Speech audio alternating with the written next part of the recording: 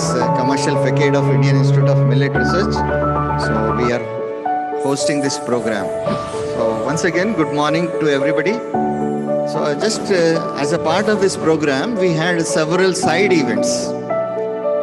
I think many of you must have seen the brochures. Many side events which we are going to have some sort of highlights of the side events. But before that, I would like to tell you that we had a very good time of millet cooking challenge. And that was well organized, and thanks to the Telangana Chefs Association and the IHM based in here at Hyderabad. We could really garner a lot of support for that, and a lot of sponsors who could make this a reality. And finally, we have identified under 2 foods, legacy foods and all this. Dr. Anil Kumar, please come forward and sit. No? Yes, please. So that is there, but I think before we start the program, we will have one curtain raiser. That video, I think Madhu will be playing that.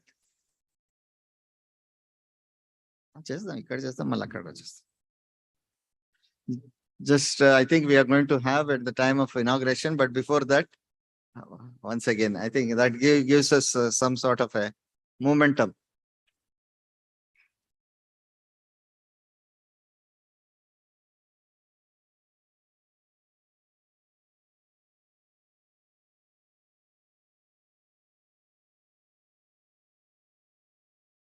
As we play this, I request Chef Gunjan Goyala from Delhi, who has come all the way to support us and strengthen us. Madam, please come on to the podium. Join your hands and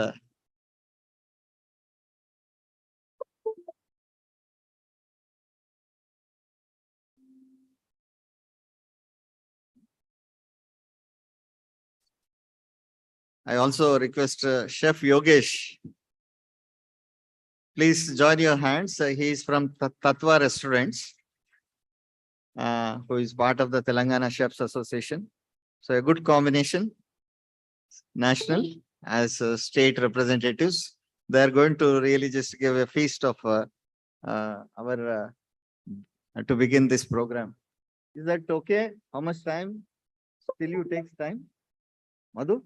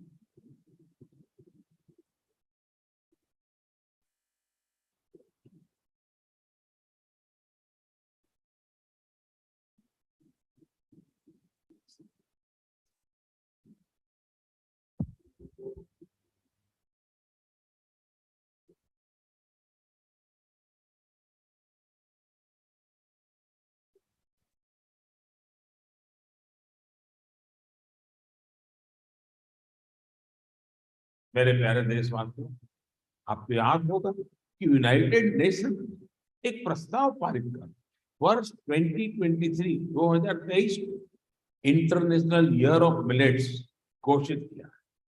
आपको ये जानकर भी बहुत खुशी होगी कि भारत के इस प्रस्ताव को 70 से ज्यादा देशों का समर्थन मिला। आज दुनिया भर में इसी मोटे अनाज का, मिलेट्स का क्रेज बढ़ता जा रहा है।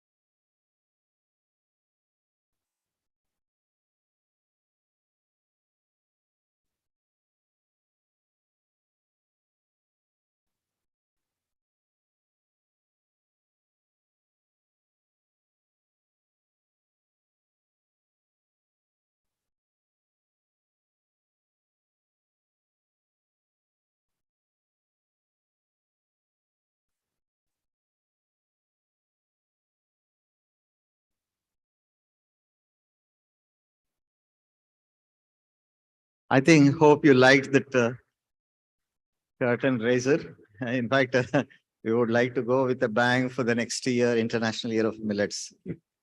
Thank you, all the participants, which is a very heterogeneous group of various stakeholders. We are trying to bring all the multi-stakeholders under one roof. That was our thing, academia, research, startups, and in industry, then state governments. I think that's what it is, an attempt so that we may have a very good time of networking, cross-learning, and take things way forward collectively, making an inclusive International Year of Millets. I think I will not take much time, and straight away I call upon Madam to start with the demo, and then post the second aspect will be covered by Yogesh.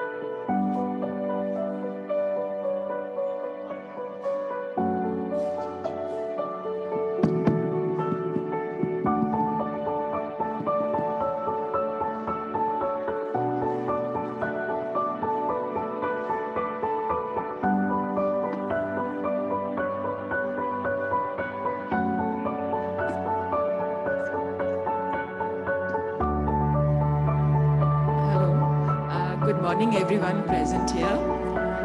It's such a wonderful feeling when you talk about the grains which has been native to our country.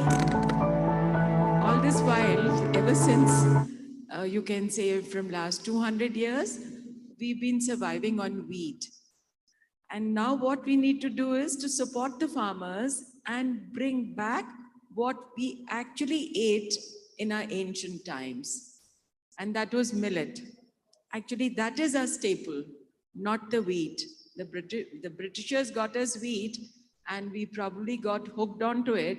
And everything from bread to chapatis to anything that we were eating was made out of wheat. My only humble request to all of you present here is try and bring that change, because we need to, largely because of our lifestyle. We have India, as you know, is the largest country of diabetic patients, heart patients. And these are the things that we need to change in our lifestyle to be more healthy. And what better than changing your food style, your food habits, and get back your original health. When the child is born, the child is healthy. It is the food and how he's fed, things start developing in the body. So what I mean to say is not that millet is the only thing. It is one of the major staples we need to change, is to have millet as a mandatory food in our diet. See, it is low in glycemic. So what happens is your diabetes is under control. It doesn't stress your heart because easy on your stomach, it gives a fuller feeling for a longer hour. So your system is ready to digest this food for a longer time, and you don't have to strain your heart and your intestines. Millet, now we will say, what are the recipes that you can find from millets? Well, Google is not the only answer. It's the people who will innovate recipes that is the real answer. And all housewives who are cooking will have an answer to it, because they are the one to develop recipes. We chefs in the hotel, as a professional, yes, we look at a recipe from a different perspective, but the real food comes from the homes. So I request everybody present to try and get this one little change in your daily dietary habits, to include millet at least in one meal. And you'll gradually understand the real taste and the real, what shall I say, is nutrition is in millet as compared to the wheat. So today I'm showing you a tricolor millet, not just because it's the 75th year of our independence, because it brings color to your table. So what it means is I'm using millet, some vegetables like beans, carrots, potatoes, and peas, and some cheese. Now, please don't forget, because millet is high in fiber, it needs certain amount of fat for it to get digested in your intestines. So instead of that, I'm using butter and I'm using some kind of milk to make a white sauce out of it. So we start with this. Bala, can I ask you for a help? There is this guy supporting. Yeah, I will help you. Yeah. all right. Can you just write this for me? Okay. Yes, madam. Just to tell you, I have just blanched the millet. Mike. I have just blanched the vegetables like beans, carrots, some potatoes, and you can add any vegetable of your choice. It's just an idea. Please remember, recipes are not to be followed like a die-hard thing. It is just a reference. You can always convert things as per your choice. And I've boiled the foxtail millet. Yeah. Okay.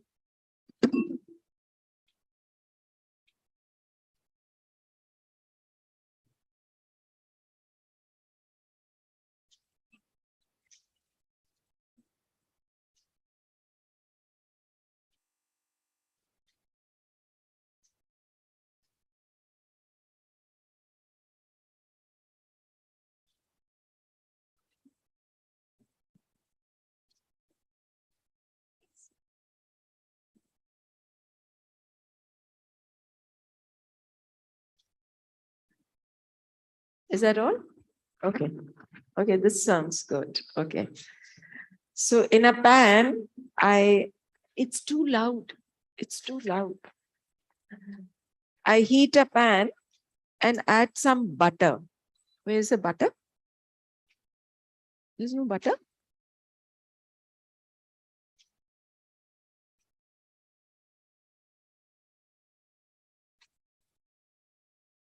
Where is a little ladle to stir? Yeah. Give me a knife. Yeah.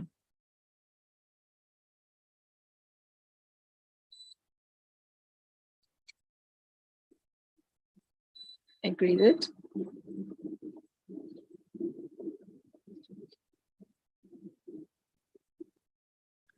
Just increase the heat.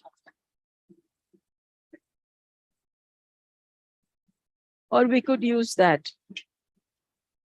The gas, yeah.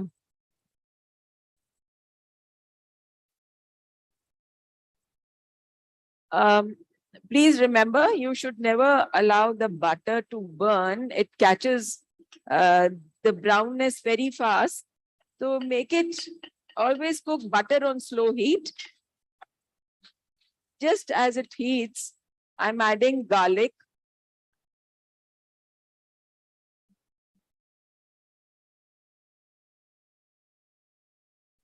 Give it a good saute it well.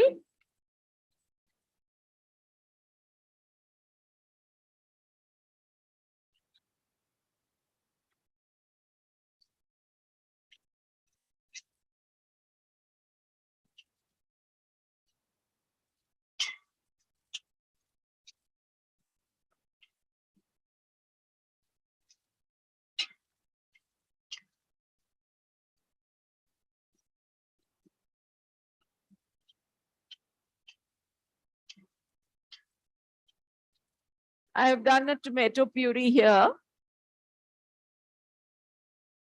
These are boiled and blanched tomatoes. I'll take this.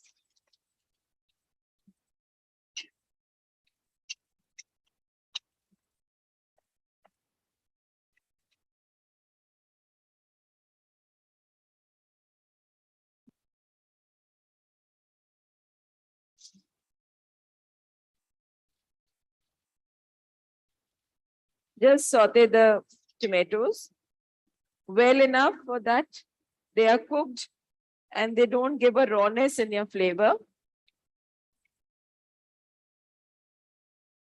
I add some salt.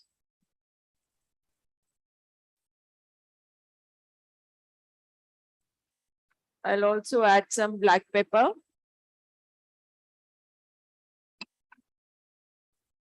Give it a good stir. Is that also ready? Huh? Okay.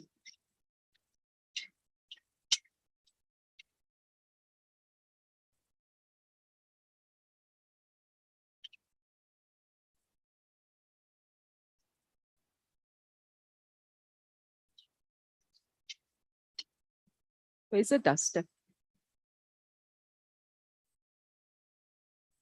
Once this cooks, we are going to add the carrot and the beans and make a good sauce, not really a sauce, kind of a cooked vegetables together.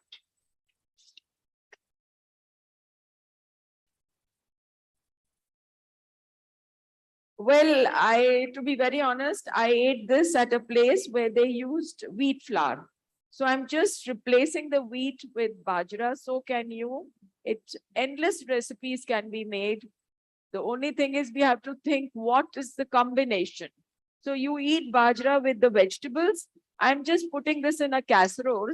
So it becomes a little more of like a Western dish.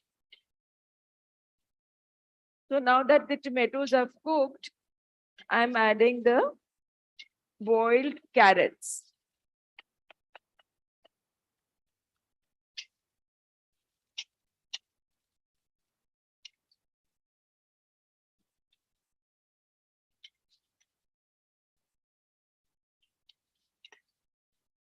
These need not to be cooked, they're already cooked. So I'm just coating them with the tomatoes.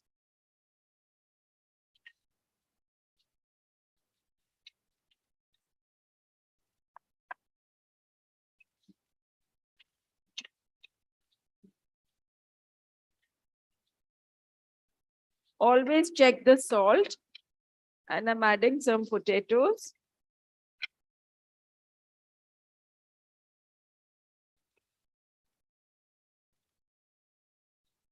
Give it a good stir so they don't stick on the bottom.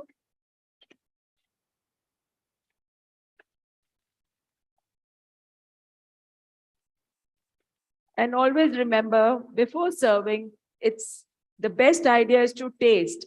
You should know what the flavor of your food is, because that will execute the confidence you have before serving. And it's, of course, otherwise also you should know what it is. If the salt is less or if it is too spicy for your guest, you can always adjust. Get me a spoon. Spoon. You don't have a spoon? Okay. So we are ready with this. Just remove it from the fire and I'm going to cook the millet now. Just remove this. Can I use this on this? Yeah. So now we cook the millet. Okay.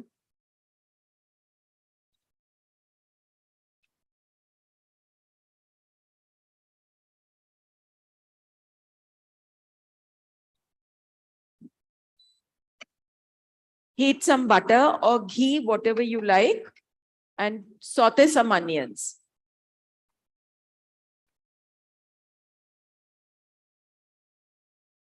Just check the salt and ask them to get some spoons.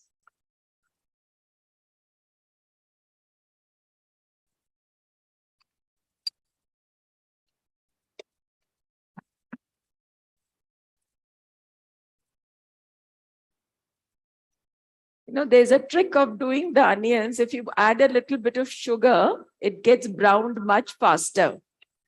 But I'm not doing that trick today because you're just hurrying up. I believe you have a long list of presentation. So here I taste.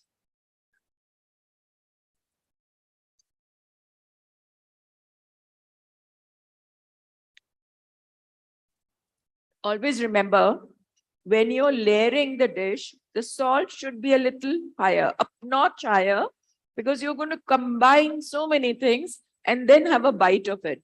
This is just perfect.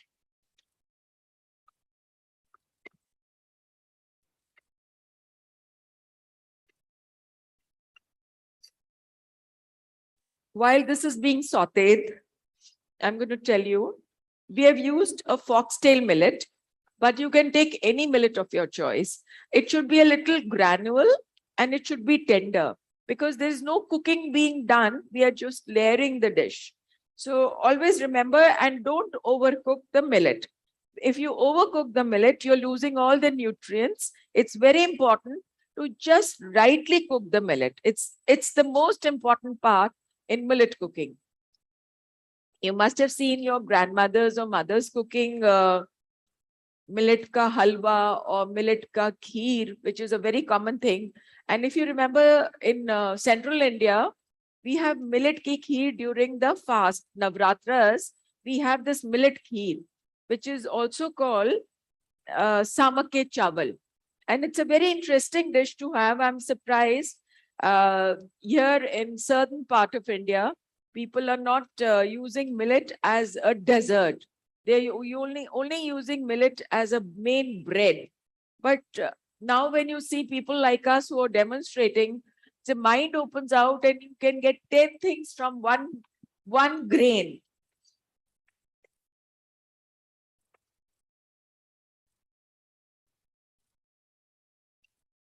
Get me a dish which I'm going to layer. Huh?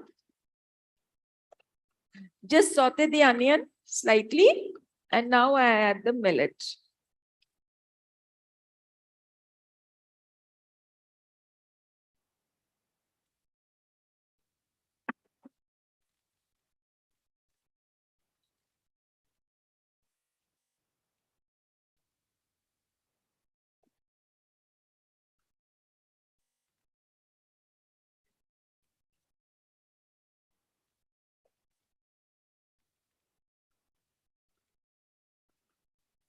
Yeah. Huh? I'm just giving it, I'm trying to mix the onion and the millet together so that they absorb the flavor. Although millet is already cooked.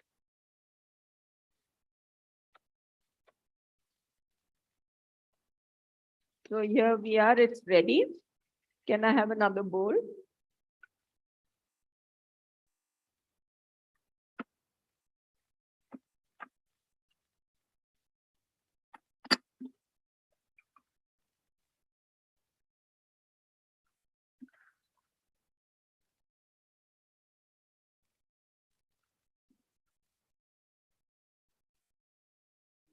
And now we are going to be doing the final sauce. That is the white sauce that goes on top of this. Again, I'll take a little butter.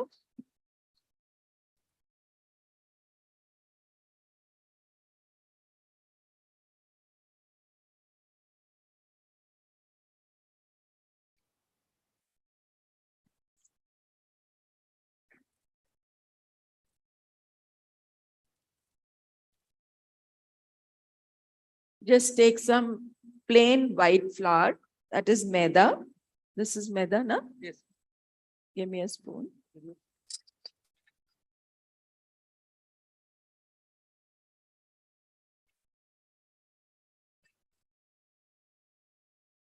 Just quickly make a roux. थोड़ा हल्का कर दो.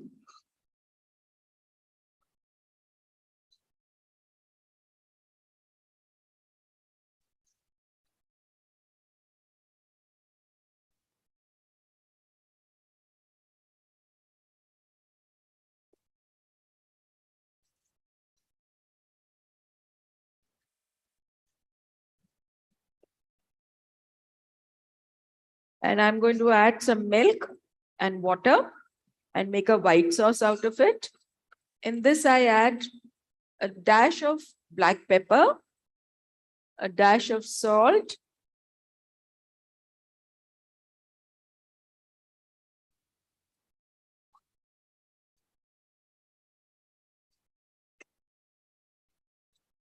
yeah, no, milk is in a jug, probably.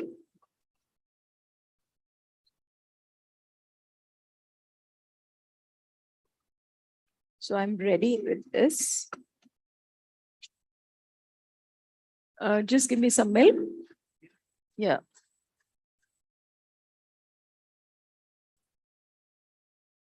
No, they had opened up the milk in some packet. Okay, give me this. Give me this. Give me that. Put it in this.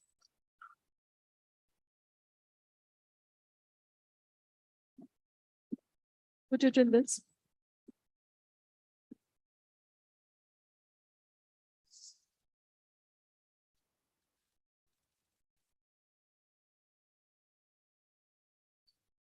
Add some water.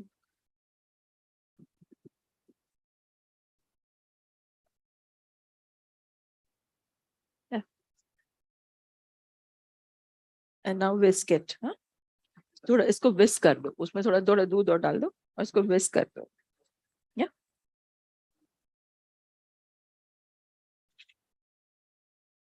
Add some more milk.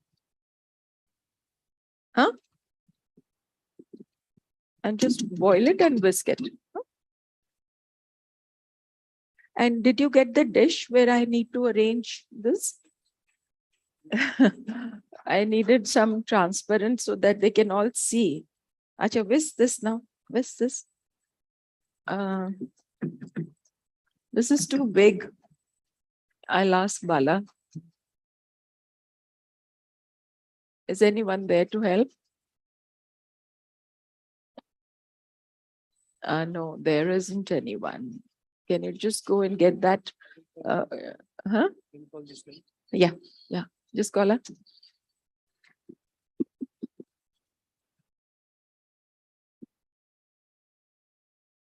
Acha, you get it. I'll start the next recipe. Okay.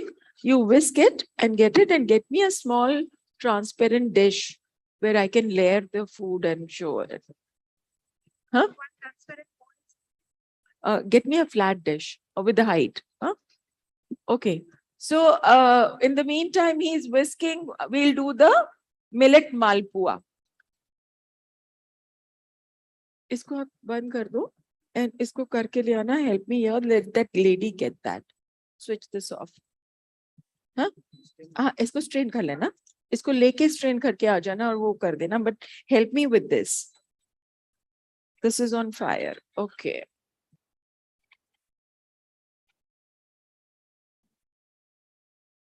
Okay, so for millet malpua, what we need to do is take some khoya, mix it with milk, and make a slurry out of it.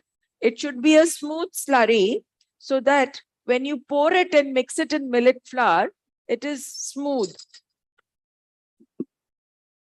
See, this is khoya and milk mixed together. He hasn't done it properly, but you either kind of strain it or mix it with a beater. There should be a nice slurry, what we get finally. So I take this millet flour.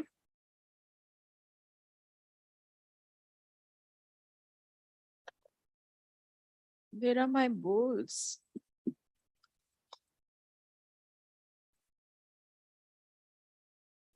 Okay, I need a bowl to mix the slurry. Can you give me this? Yeah. So we take this. Where is the millet flour? It was here. No. Yeah. Just take this. No, this isn't. Okay. So we have, where are the spoons? Okay. So this is the millet flour. You can get it in the market or you can grind it at home.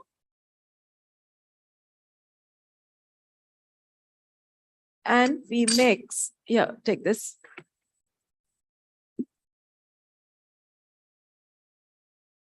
Now we are adding the slurry into the millet flour.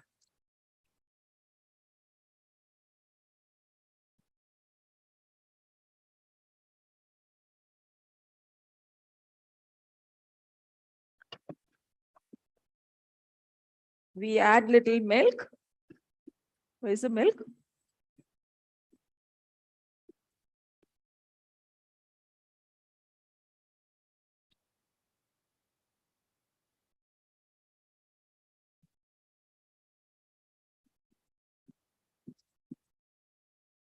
And give it a good whisk. Show me the whisk. No, not this one. No, not this one. Give me another whisk. Just whisk it well, because you have to make the malpuas out of this. So it has to be thin enough.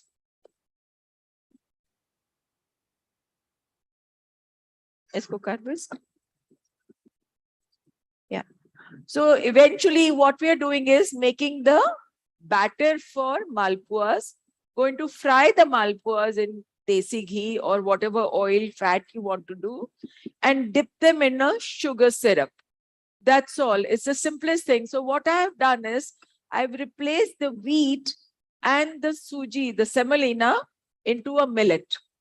That's the only thing. Otherwise, the recipe remains the same. You just have to understand how to replace what and where. Yeah, no. Add some more milk.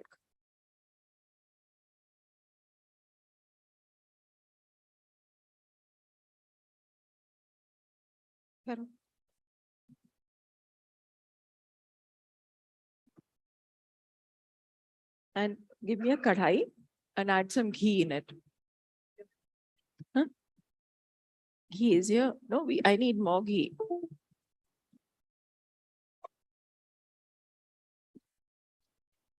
So I leave the ghee here.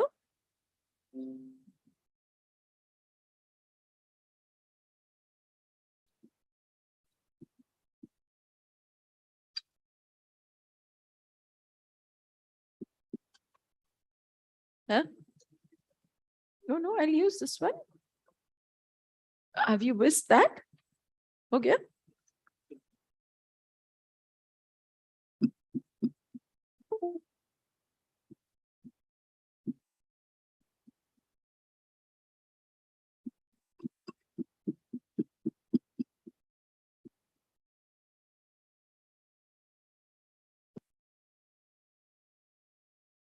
Give me a spoon and a spatula to उसको निकालने के लिए भी तो चाहिए ना. Slotted. Here I have.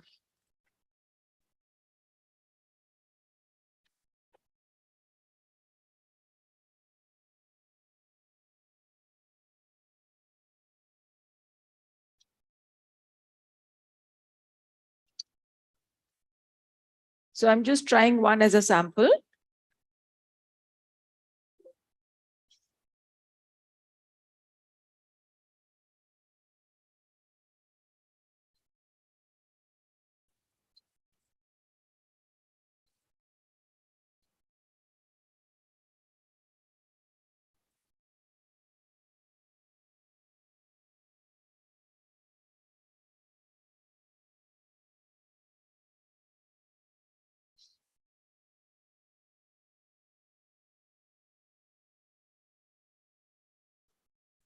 Where is the spatula gone? Yeah. Where's the sugar syrup? Just heat it, boil that.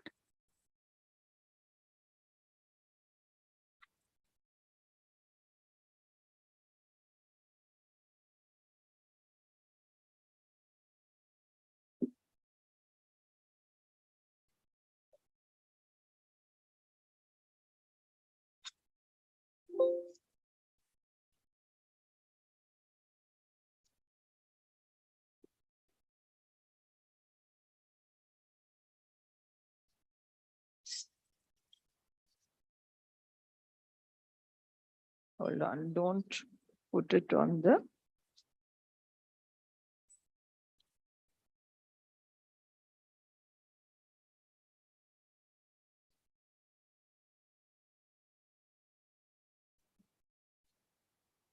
Just come here. What's your name? No, what I'm doing is I'm just turning it and you do the others. So make another one so that we finish it fast. Huh.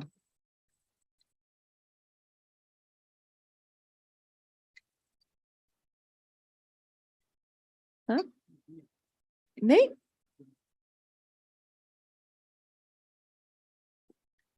See, they have a tendency to stick on the ground. So you have to be a little cautious. But they will come out eventually.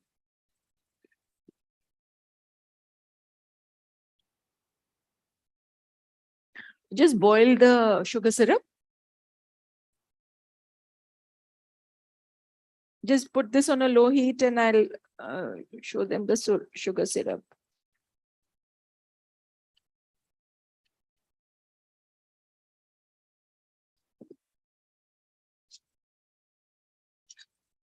So like this, you are supposed to make these small pancakes or malpuas and dip them in sugar.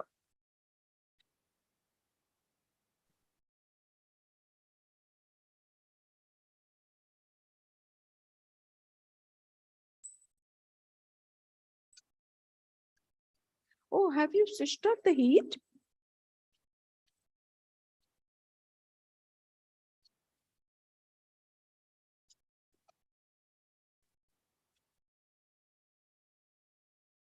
Have you boiled the sugar syrup? No, wait. There's no sugar syrup? I kept it here, but this should have been thicker. Okay, so just one suggestion, one tip here is whenever you make a sugar syrup, let it boil for at least half an hour because you should have those strands in it. Unfortunately, the chef here didn't understand my instructions. So anyway, there's just a reference. You can do it. Can you do some more of this? I'll show them this. So while boiling the sugar syrup, we are adding cardamom powder. Where is the cardamom powder? Yeah. I'll add some cardamom powder in the sugar syrup and let it boil well. It should be boiling hot when we dip those malpuas. Can we light this? It will be faster. No? Okay. Okay. This is too watery. You'll have to give me 2-3 minutes. Let it boil well and we'll do it. Acha, have you done this now? Have you strained this?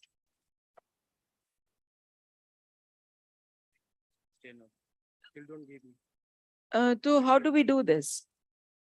Okay. Okay, chalo. And where is that bowl where I had to line up? She's getting? Okay.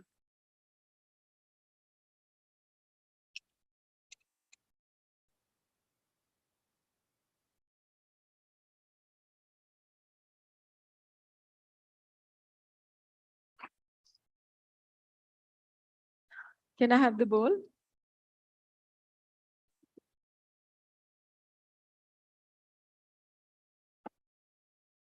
Thank you.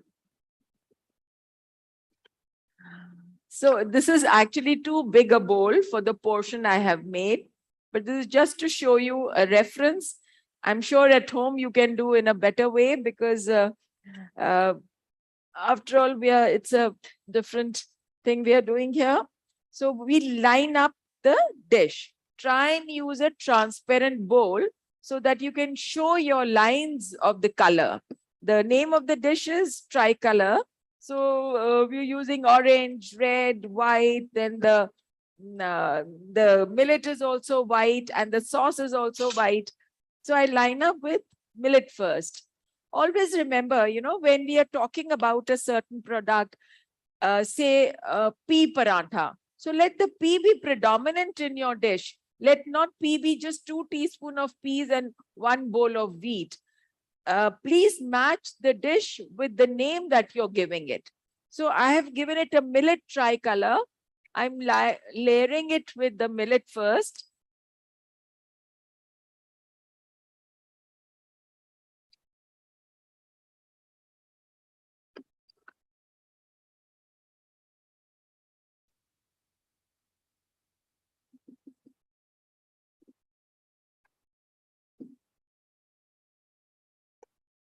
Now I'm adding the vegetables.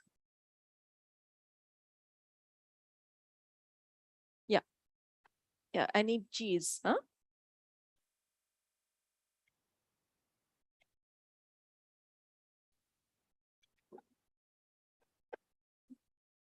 Can we keep it here?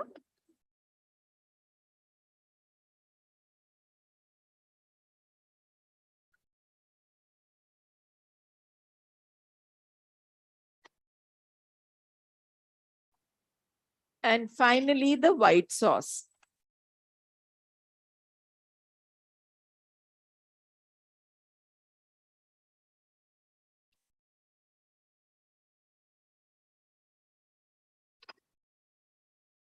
Give me some cheese.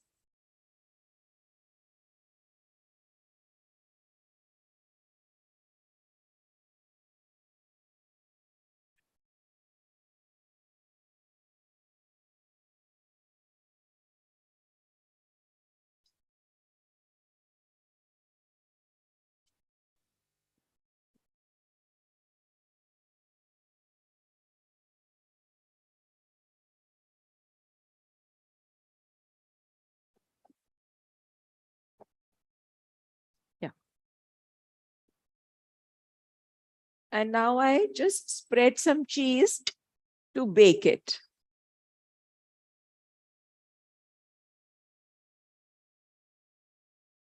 Just check on the malpuas. And is it not boiling? No.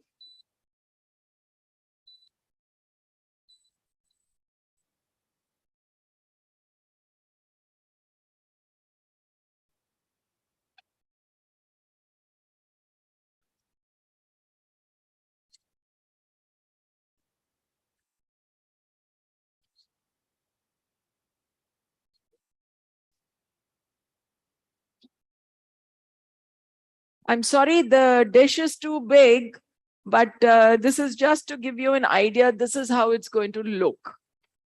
You have tricolor, means white, red, orange, and again topped with some cheese.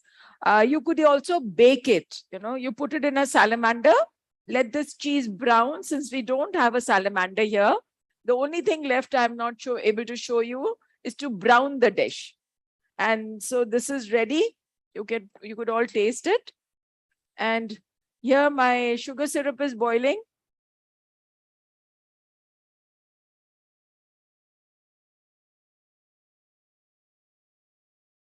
Yeah, give me some more. Give me some more. Yeah.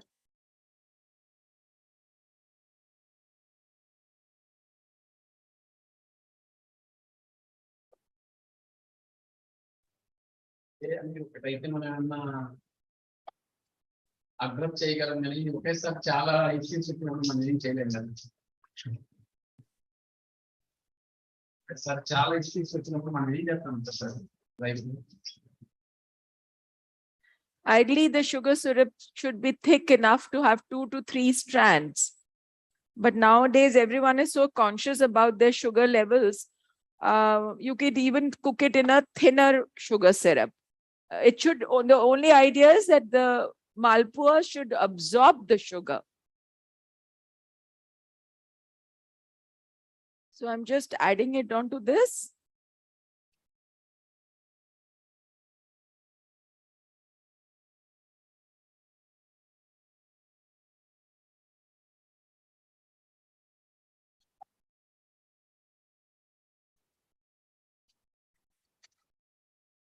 Can I have a platter? A small plate? Oh.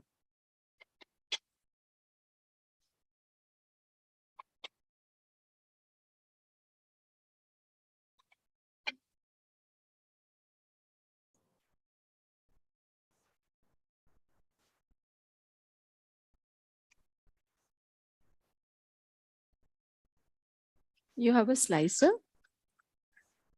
Uh-huh. No, I take this.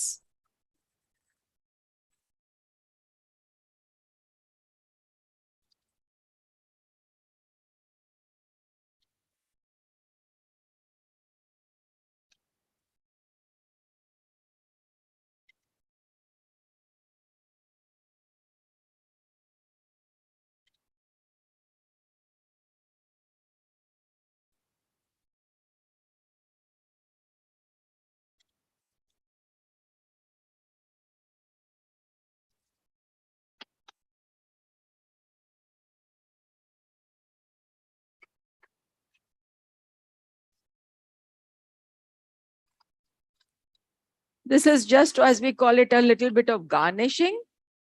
So I'm garnishing it with little rabdi or khoya. You could also use a little bit of rabdi.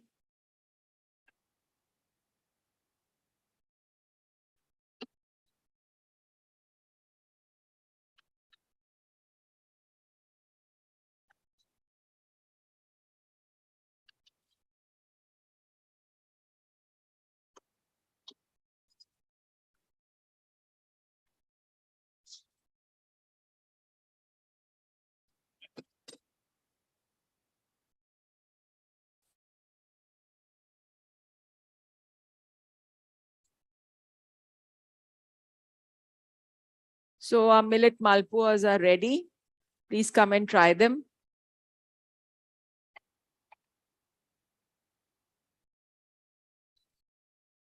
That's it. You can just do that more. Thank you so much for bearing me. Thank you once again.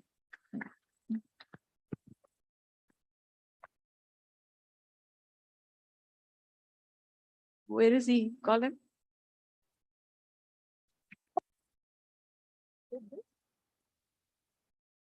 Huh?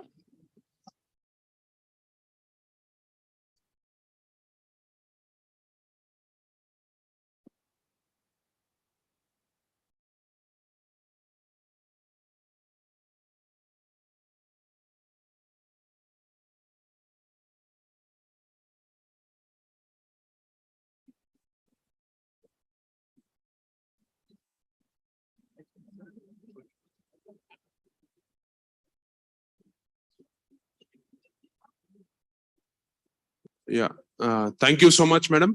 So I invite Mr. Kumanath, Senior Deputy Editor from Hindu Business Line Financial Daily from Hindu Group, to please come onto the dais. I request all of you to please put your hands together and welcome, sir.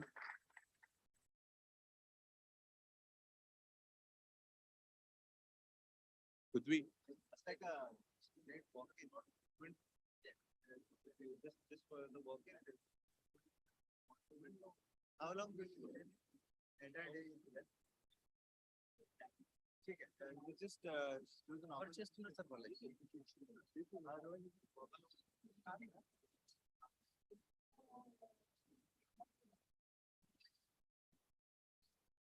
Could we?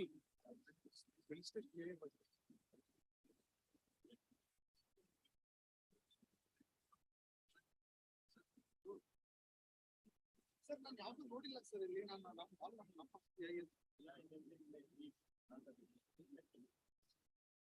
ಅವರು ಯಾವ್ದು ಬಂದಿದ್ದೀರಾ ಐಟೆಕ್ಸ್ ಬಂದಿದ್ದೀರಾ ಹೈದರಾಬಾದ್ ಏನು sir ನೀವು ಯಾರಿಗಾದ್ರೂ phone ಕೊಡ್ರಿ first ಹೇಳ್ತೀನಿ ಯಾರಿಗಾದ್ರೂ phone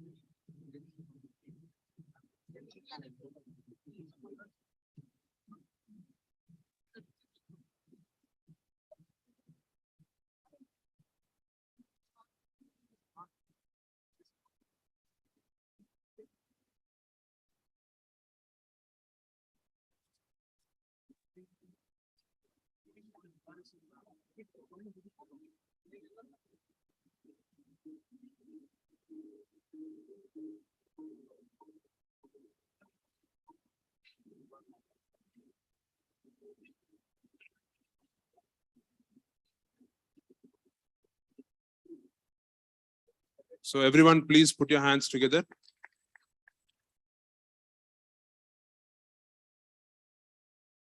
Thank you so much, madam.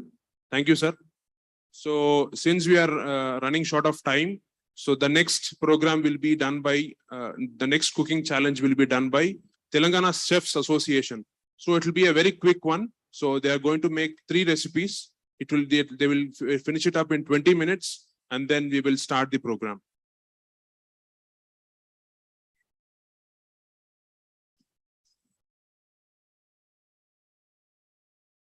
So we invite Mr. Yogesh and the team to on the dais. So please, everyone, welcome them. Sure, sir.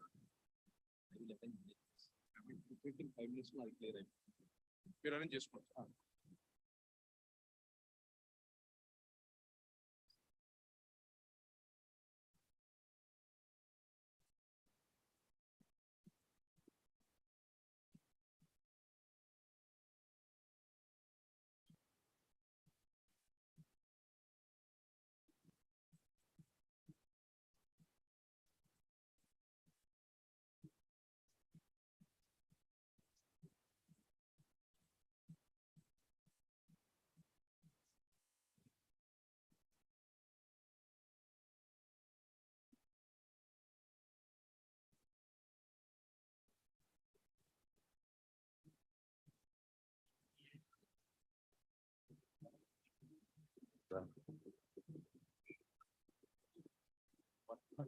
ఒక 5 minutes ఫస్ట్ ఇవి నాకు క్లియర్ చేయాలి.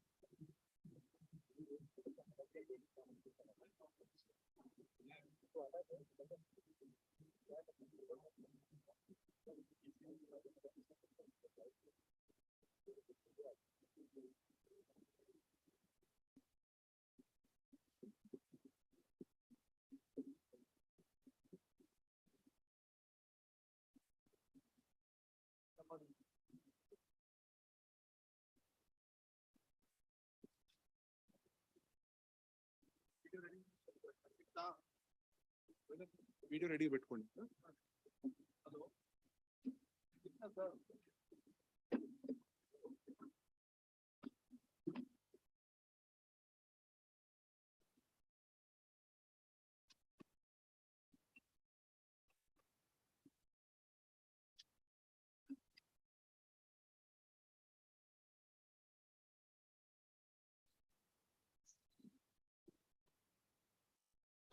So as part of the NNCC event, we have done a side event called Millet Cooking Challenge. So we have done it in two categories. The first category is millet for millennials. So the category is for professional chefs and master chefs. So the second category is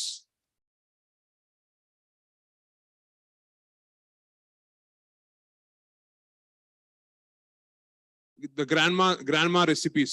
So basically the second category is made with millets. Two categories are made with millets. However, the first category is the new style recipes. The second category is the old style grandma style recipes. So now we are going to play the video. So just enjoy.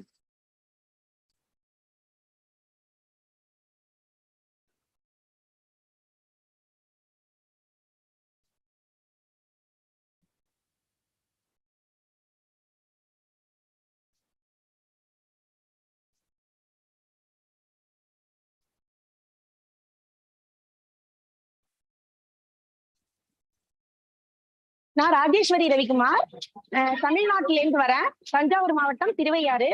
So my name is Pooja Garaj and I'm from Mumbai. I'm extremely excited to be a part of this millet cooking challenge. ఈ అవకాశం ఇచ్చింది కూడా మాకు IIMR వాళ్ళు.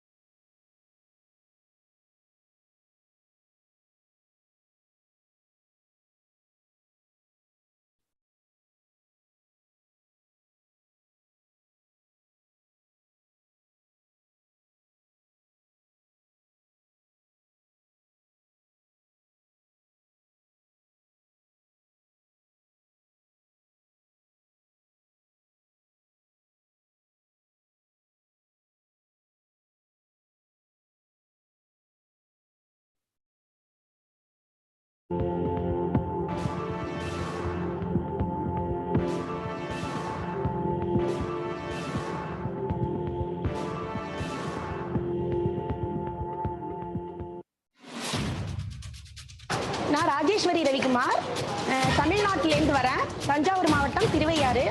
So my name is Pooja Garaj and I'm from Mumbai. I'm extremely excited to be a part of this millet cooking challenge. ఈ అవకాశం ఇచ్చింది కూడా మాకు IIMR వాళ్ళు.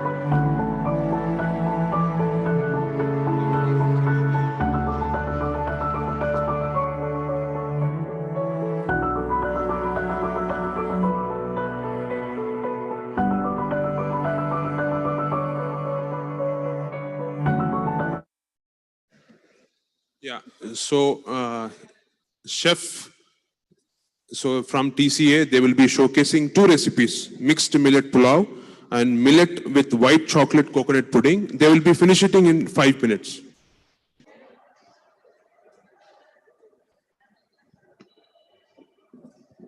వచ్చేసారి డిగ్నిటరీస్ లేట్ అవుతుంది ఒక్కటి చేయండి చాలు మీరు 5 minutes 10 minutes టైం ఇస్తే మొత్తం క్లియర్ అయిపోతుంది ఆ ప్రాబ్లం నాకు ఈజీగా వచ్చేస్తుంది తొందర చేసా 5 minutes చేసా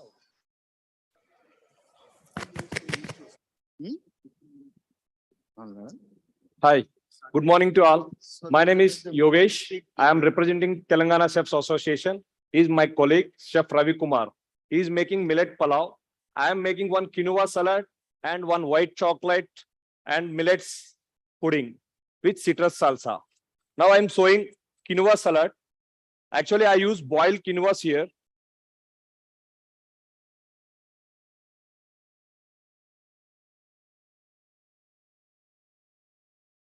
bell peppers ఉంటాయి bell pepper And some black olives.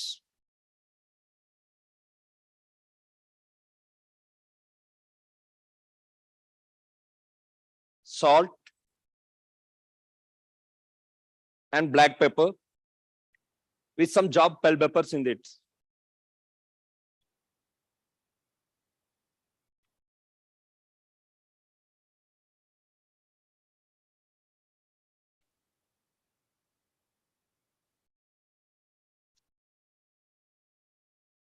Olive dressing dressing ఉంటుంది కదా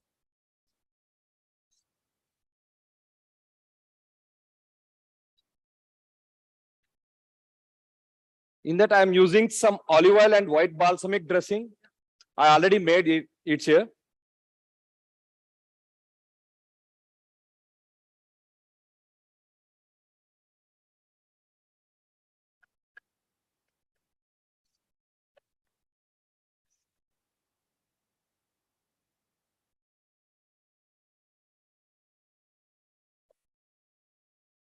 కొరియాండర్ ఉంటుంది చాప్ కొరియాండర్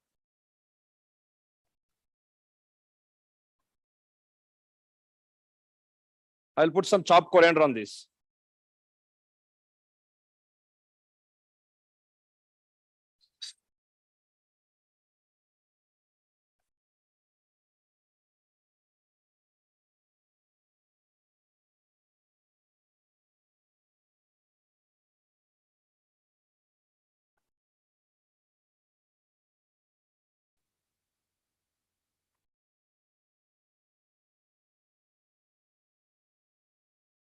కట్టర్ పెద్ద cutter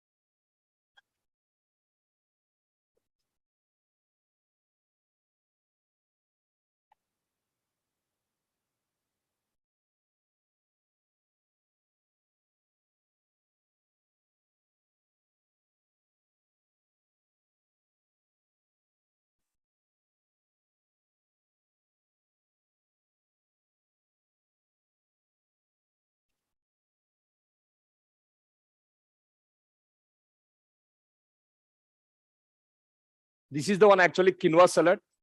I make like as early as possible because I don't have that much of time to show you all the ingredients. Now I'm making one millets pulao. Chef Ravi will make, and he's explained to how to make the pulao. Hi, good morning. Start.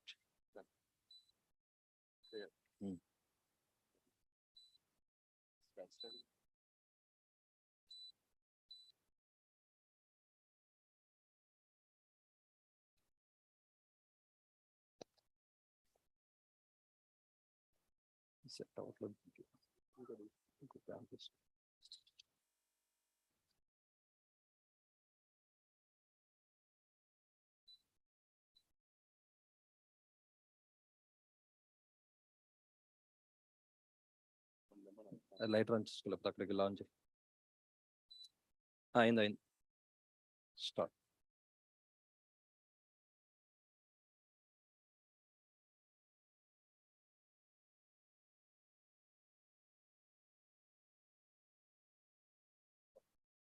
In that pulao, you're adding some ghee for satay the vegetables and onion garlic.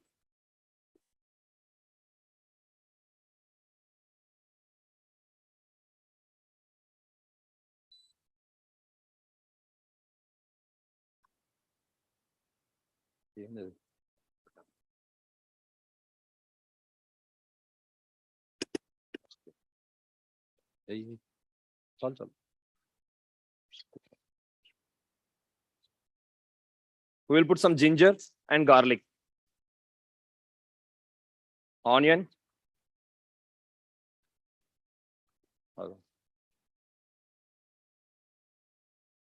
Once it slightly cooked, you have to put some bell peppers on it.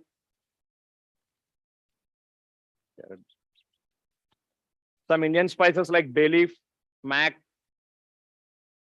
cardamoms, and cinnamon.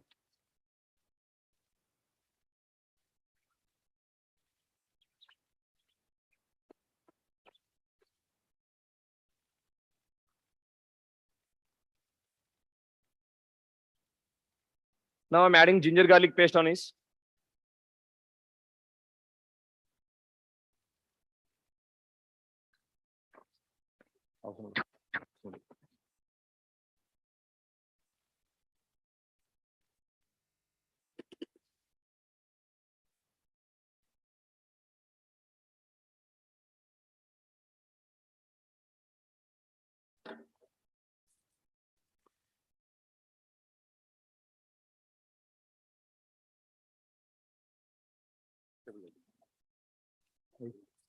Little bit of turmeric.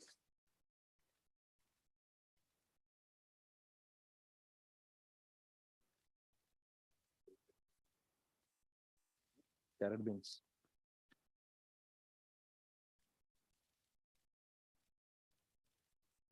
Now I'm adding some carrot and beans.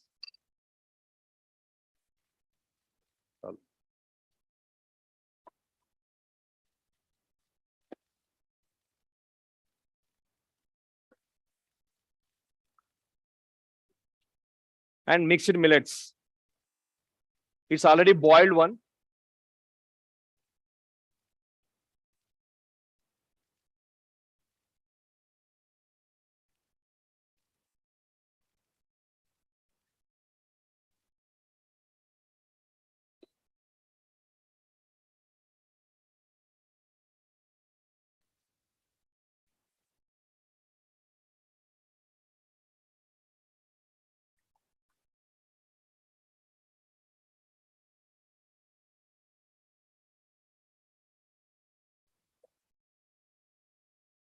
Source.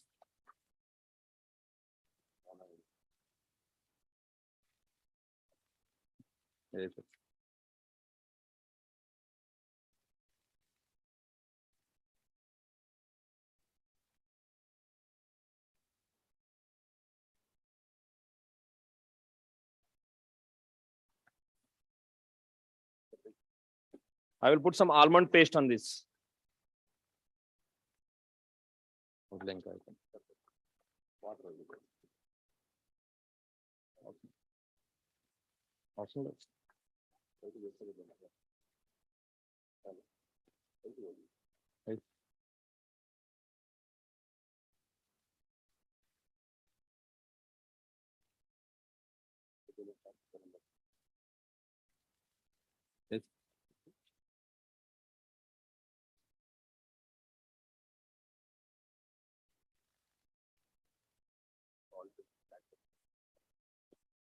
I will put some salt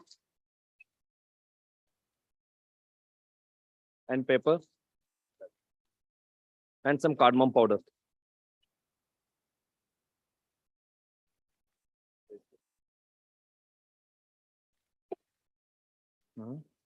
Say, spoon this.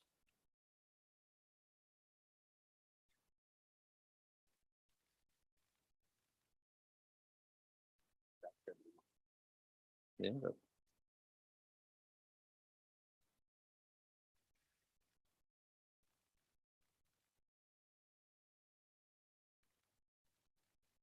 Okay, na?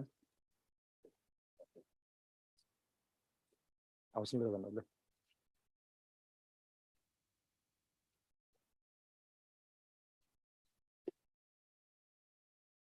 కట్టరు ఇది.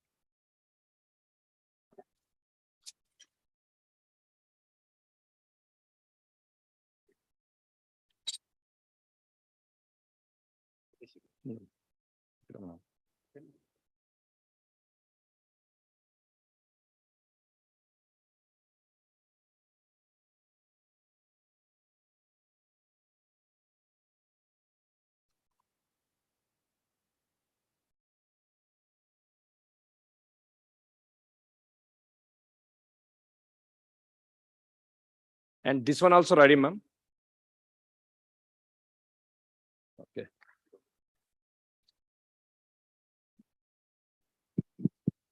Thank you. Thank you, Chef Yogesh from Telangana Chefs Association. Thank you for joining us. I request Director IIMR, Dr. Ratnavati, to come and just illustrate them. So please weigh. I think we are going to have a very interesting program henceforth. Minister is also on his way. And before that, we are going to have a street play. So I request all those volunteers to other staff, those who are at the various stalls, let them come and occupy the premises, because when the chief guest comes, I think all of them must be here. That's me. Thank you. Chef Yogesh from Telangana Culinary Association.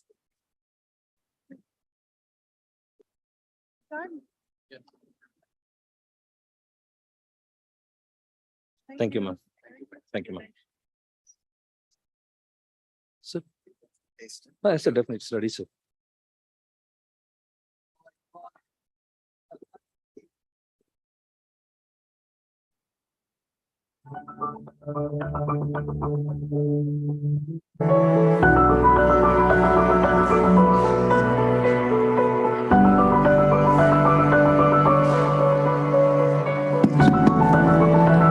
Salman and team, I think he prefers doing it there or here.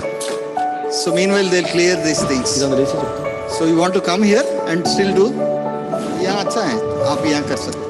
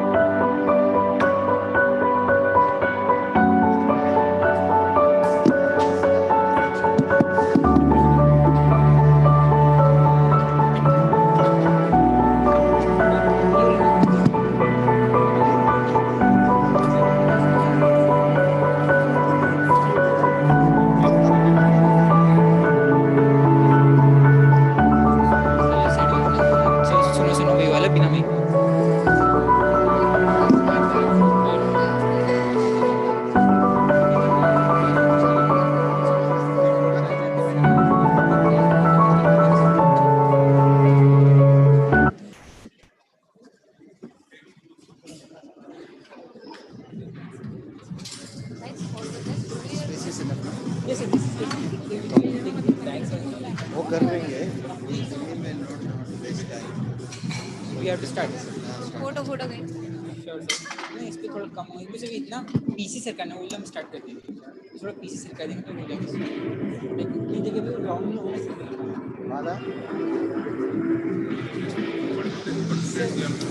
इसे सिर्फ पीछे sir कर दीजिए, हमारा छोड़ दो, पीछे sir कर दीजिए।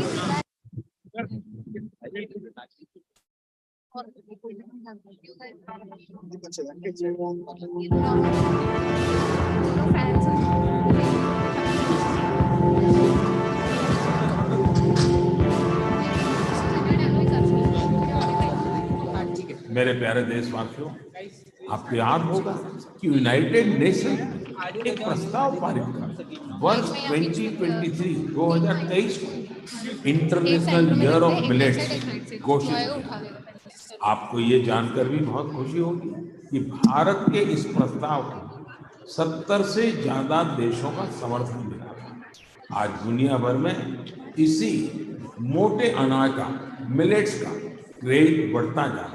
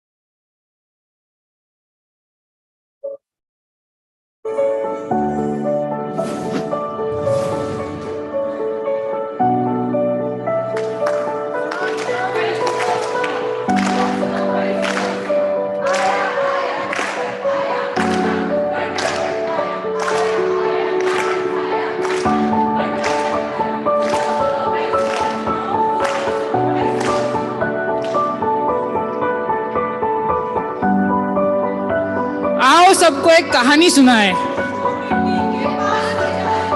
खान पान में क्या है रखा, आओ सबको एक कहानी सुनाए जो मिट्टी के पास ले जाए। खान पान में क्या है रखा, आओ ये बात बतलाए। सब किसान एक पेड़ के नीचे बैठे हुए हैं।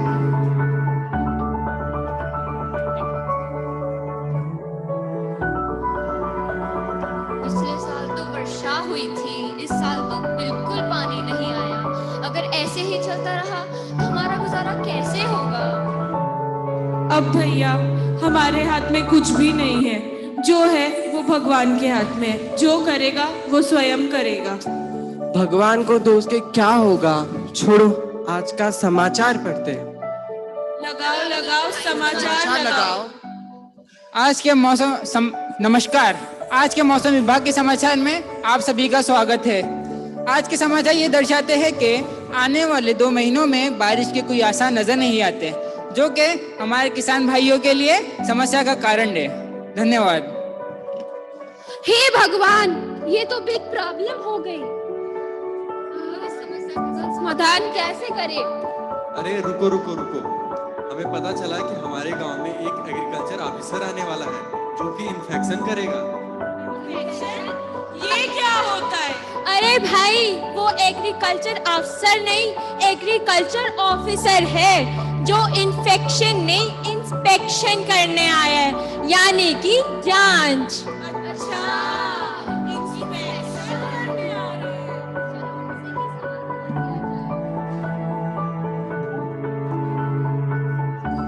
गाँव वालों ने किया सब भगवान के हवाले, आ गए हैं शहर वाले।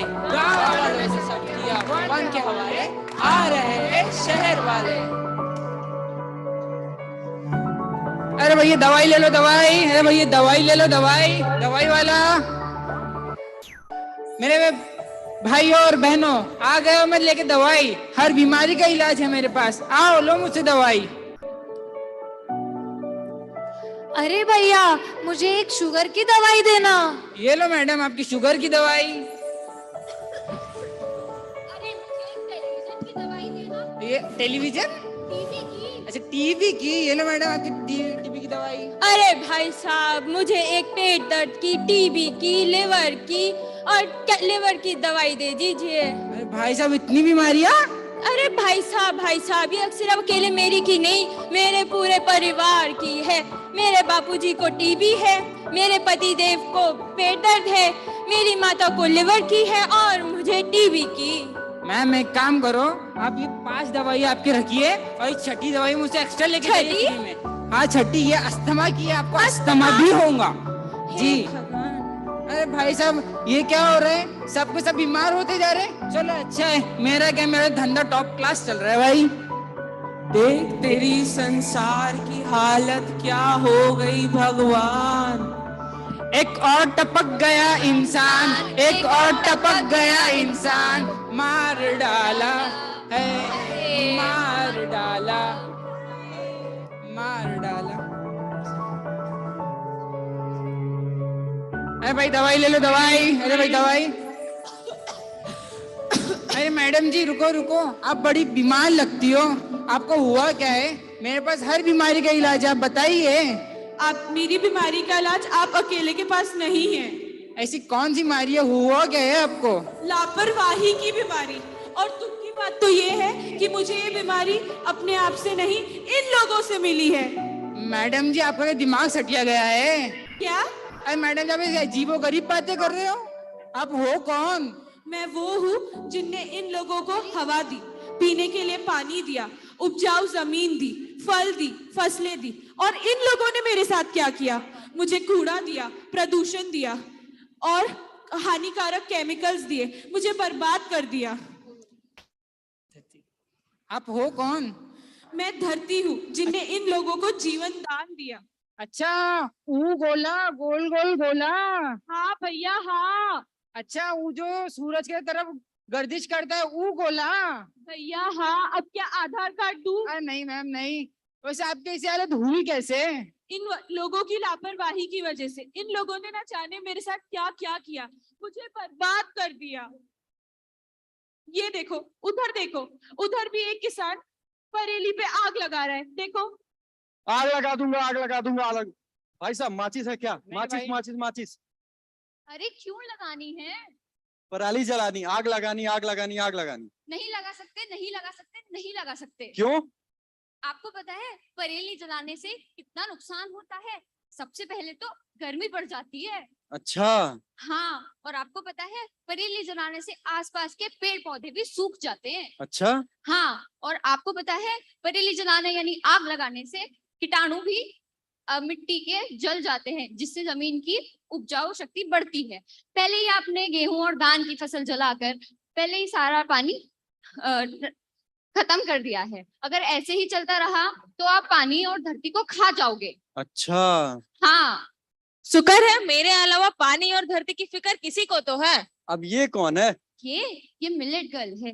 यही तो है जिन्हें आपकी, हमारी, इस धरती की और पानी की चिंता है। हाँ। मुझे सबकी फिक्र है, मुझे इन सबकी फिक्र है, मुझे पानी की फिक्र है, मुझे धरती की फिक्र है, मुझे इस किसान की फिक्र है, इसके परिवार की फिक्र है। पर ये किसान अपने परिवार को धीरे धीरे बीमारियों की चपेट में ले रहा है। मैं चपेट में ले रहा हूँ? हाँ। मैं बीमार कर रहा हूँ? क्या मतलब? जो तुम पराली जलाते हो, उस पराली से निकला हुआ धुआं जो कि हानिकारक धुआं है, वो धीरे धीरे इस हवा में फैल रहा है। इस हवा में तुम्हारा परिवार सांस ले रहा है। जब तुम्हारा परिवार सांस लेगा तो वो जहरीला धुआं, वो जहरीला केमिकल वो अपने फेफड़ों में लेगा और वो बीमार पड़ेंगे ही। पराली जलाओ ना तो क्या करूं? सोच बदलो, अपना नजरिया बदलो, फसल बदलो।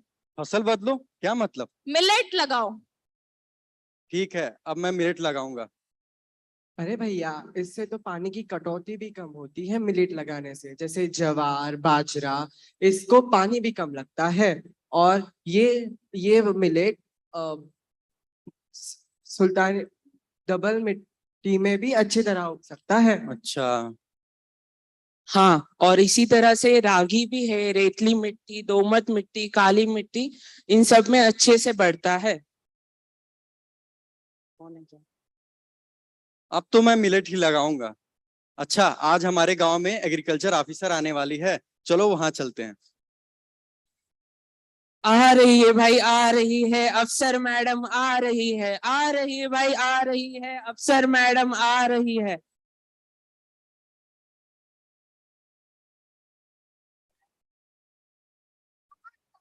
नहीं आ रहा है मैडम, फसलें नहीं उग रही है मैडम। अगर ऐसे चलेगा तो हमारा घर कैसे चलेगा मैडम? खाने को कुछ भी नहीं है मैडम घर में।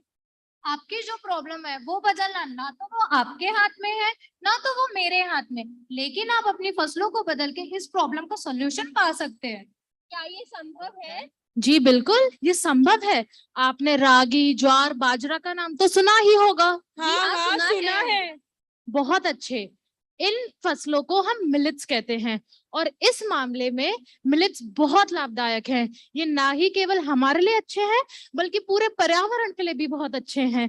ये कम पानी में उग जाते हैं और तो और पता है इनका इंपोर्ट और एक्सपोर्ट कितना है? नहीं मैडम, बहुत ज्यादा है। ये तो बहुत अच्छी बात है। और तो और इन्हें उगाने के लिए हमें कम पानी भी लगता है, जिससे आपकी पानी की प्रॉब्लम भी कम हो सकती है। और इसे उगाने के लिए ना तो कोई फर्टिलाइजर ना तो कोई पेस्टिसाइड लगता है। मैडम से क्या बोला आपने? फर्टिलाइजर मीन्स होता है खाद और पेस्टिसाइड मीन्स होता है कीटनाशक। अब से हम मिलेट ही लगाएंगे। और अब हम क्या करें? देखिए, इन्हें बहुत लोग खाते हैं, बच्चे, बूढ़े, जवान सभी इन्हें खाते हैं।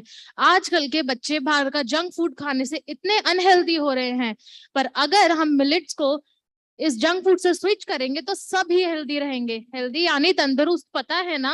हाँ मैडम, पता है। और तो और जवान और बूढ़े अपना कोलेस्ट्रॉल और बीपी जैसी बीमारियां भी कंट्रोल कर सकते हैं।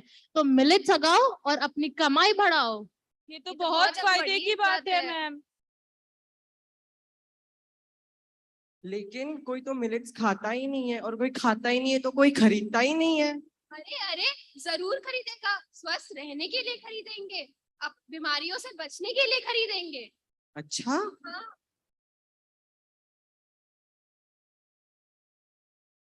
जैसा कि आप सबने देखा, हमने एक नुक्कड़ नाटक के जरिए मिलेट के बारे में आप सबको बताया। एक सीन था, जैसे शहर के अंदर लोग बीमारियों में घिरे हुए हैं। सब ये बीमारियां किस वजह से आती है, जो हम सबको पता है। जो जंक फूड हम सब खाते हैं, जैसे पिज्जा हुआ, बर्गर हुआ, सड़े हुए तेल की चीजें हुए, इन सब से ही बीमारियां शुरू होती है। अगर हम इन सब की जगह मिलेट्स जैसे ज्वार, बाजरा ये सब खाना शुरू करेंगे तो हमारी सेहत भी अच्छी रहेगी और हम और ज्यादा ताकतवर होंगे। हम ये सब बीमारियां नहीं लगेंगी। तो अगर हमें बीमारी से बचना है तो आज से हम सब एक अहद लेते हैं कि हम सब जंक फूड छोड़ के मिलेट्स खाना शुरू करेंगे। मिलेट्स जो कि सेहत के लिए बहुत हेल्दी होता है। Millets are one of the most sustainable and environment-friendly crops. They require much less rainfall as compared to any other crops. And for today's generation, it's really helpful, especially for the health freaks. So, health freaks, you should add millets to your diet as well. Thank you. Thank you so much.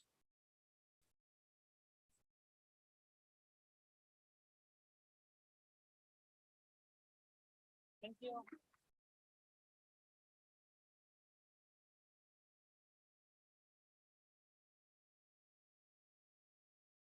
Nice.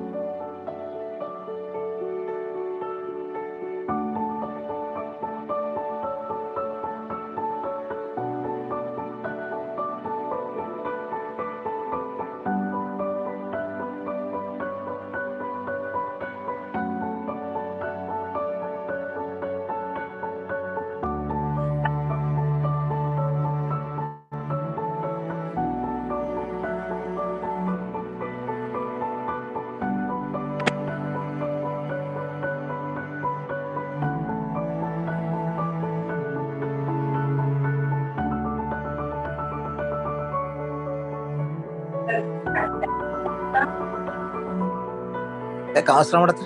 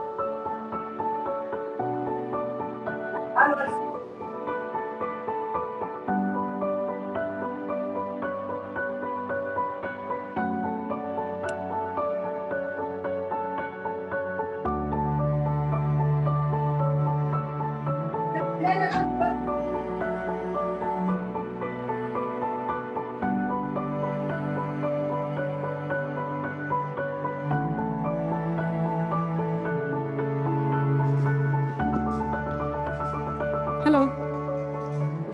Good morning, everyone. We request all of you to be seated. The inaugural program is going to be started very soon. We request all the IIMR staff to be seated.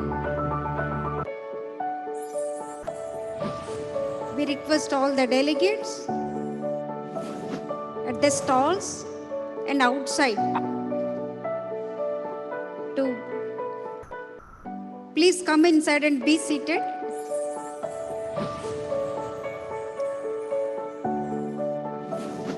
We request all the volunteers to get into action.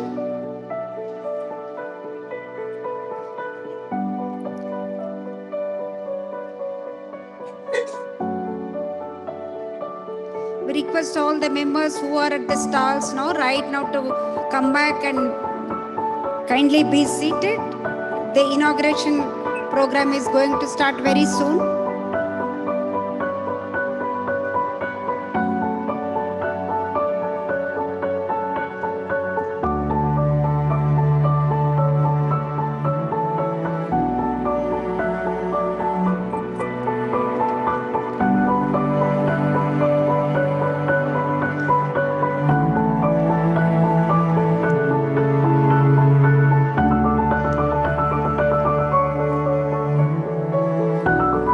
We request all the members to come inside and kindly be seated. The inauguration program is going to get started. The chief guest has already arrived.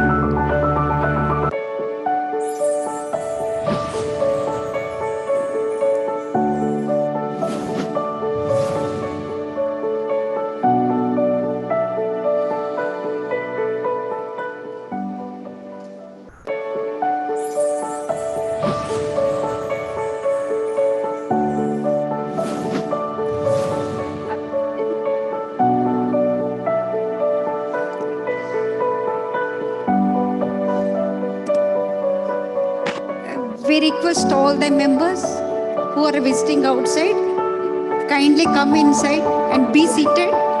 The inaugural program is going to be started.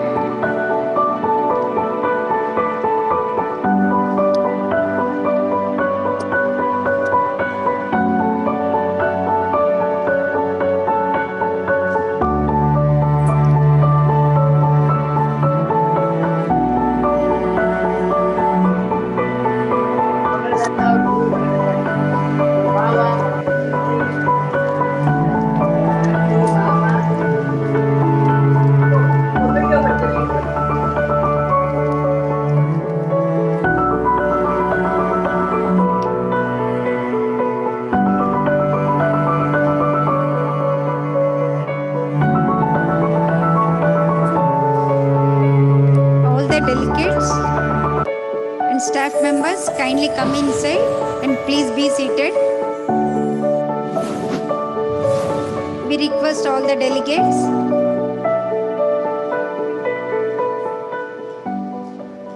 Members,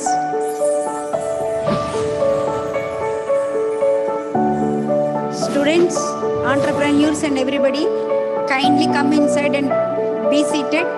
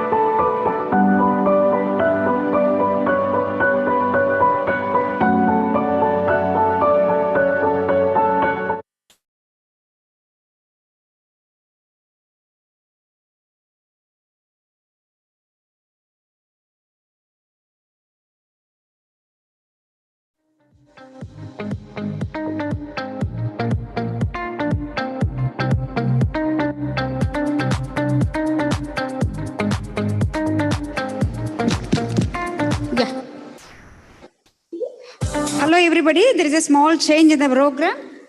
So inauguration will be taken up after some time. To start with, we will go for technical session 1 and Dr. Stanley will take over. No book is. Good morning, all of you. Sorry for some differences and changes. We'll start. We are waiting for Minister to come in. So we'll start the technical session 1. That is on millets for sustainable development goals, transformation from food to nutritional security. In this session, we have Chairperson Dr. Ashok Dalwai, IAS, CEO of National Rainfed Area Authority. I request Dr. Ashok Dalwai sir to come to the stage and chair this session.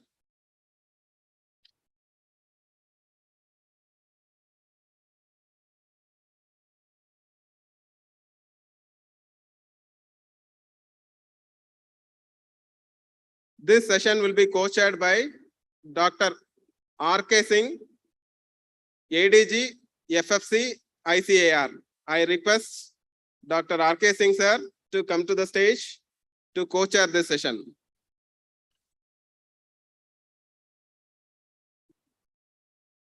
There are 5 panelists in this session. I request Dr. M. Govindaraj, Harvest Plus, to come to the stage as a panelist. I request Dr. Tara Satyavadi, Project Coordinator, AICRP on Pearl Millet, to come to the stage. And I request Dr. Raj Bhandari, Member NTBN, to come to the stage.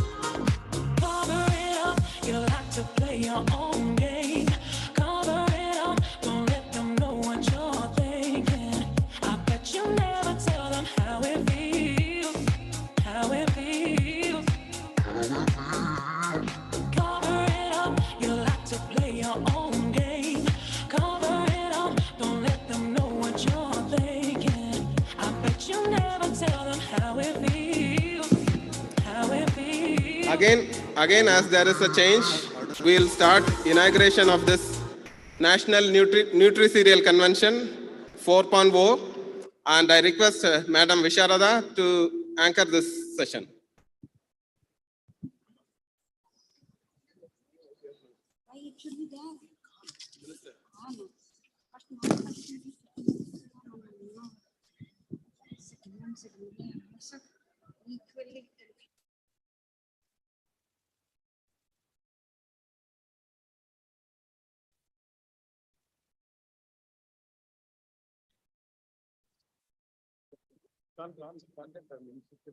Yeah, very good morning, everybody. Welcome to the Nutri-Cereals Convention 4.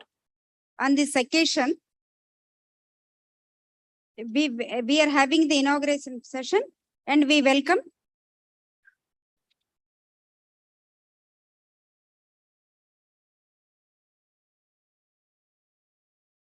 Honorable Minister Sri Singareddy Niranjan Reddy Garu on the dais. He is the Minister of Agriculture, Cooperation and Marketing, Government of Telangana. I request our Principal Scientist Dr. Dayakar Rao to accompany him on the dais. A warm welcome to you, sir. We are happy to have you here. So,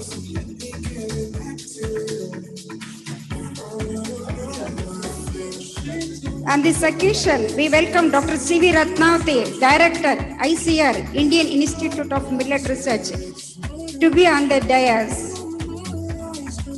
And then thank you very much, Dr. R.K. Singh, being on the dais. He is the Assistant Director General, Indian Council of Agriculture Research, Food and Fodder Crops.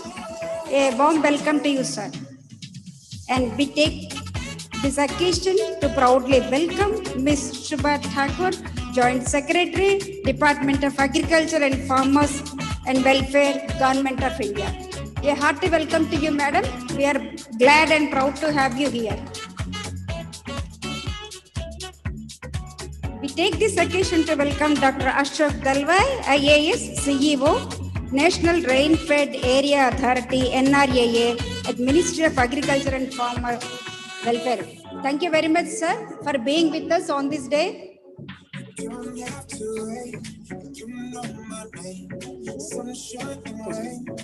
And we welcome Sri Hanumant Garu.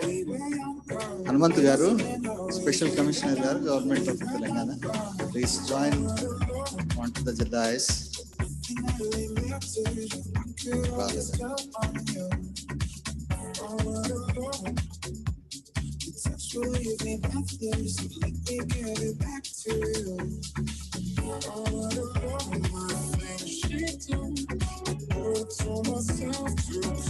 So we welcome Dr. B. Dayakar Rao, CEO Nutri-Hub, ICAR, IIMR, to be on the dais and to start with the program. Anil Kumar Garu, dayachesi dais painiki raవాలి. Samanati, founder Garu.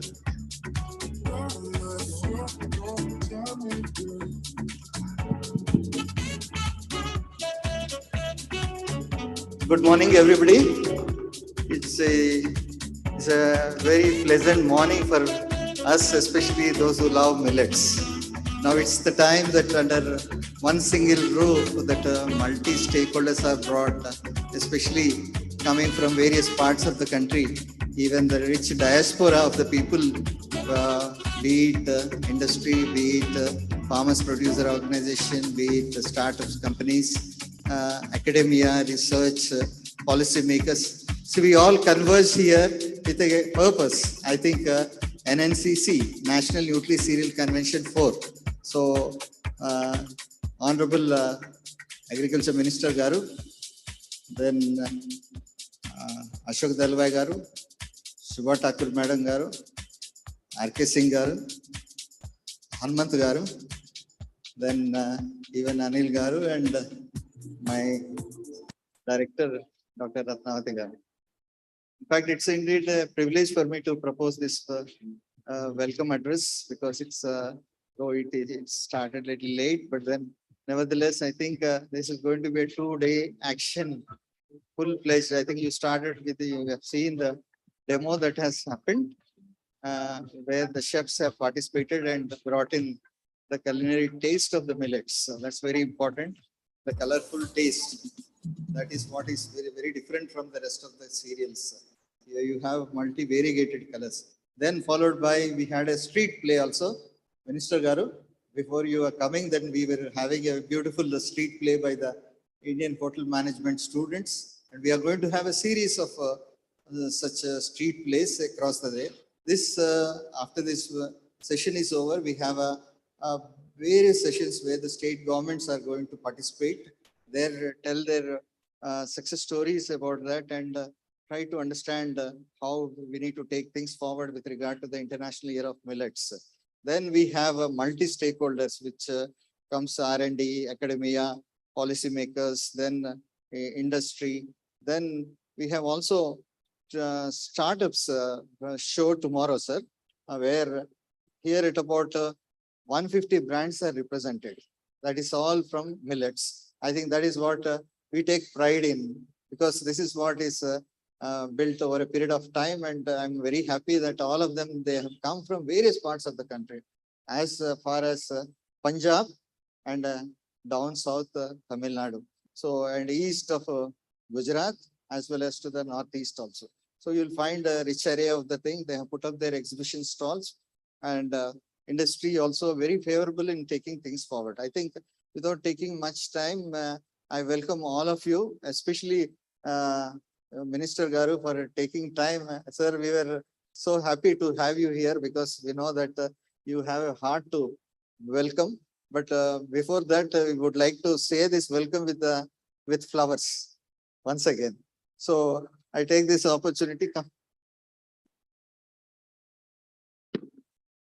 We welcome Minister Shri Singhi Reddy Niranjan Reddy Garu, Honorable Agriculture Minister, Government of Telangana, to this inaugurate this convention.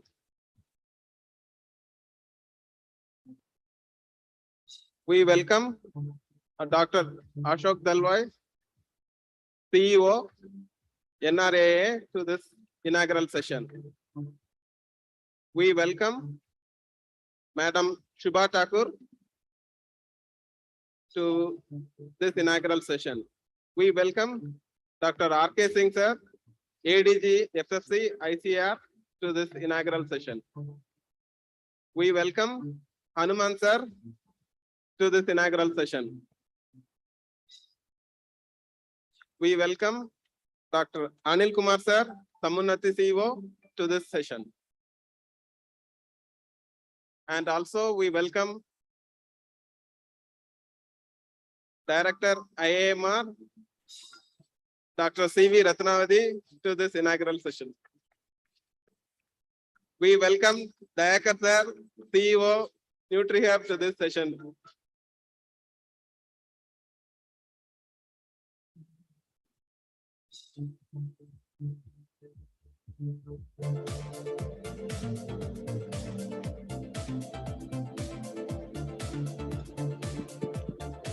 Now, the next part of the program after welcome is context setting, and especially with regard to what is this convention about, National Nutri-Cereal Convention. Over to Dr. Ratnavati, Director, IIMR.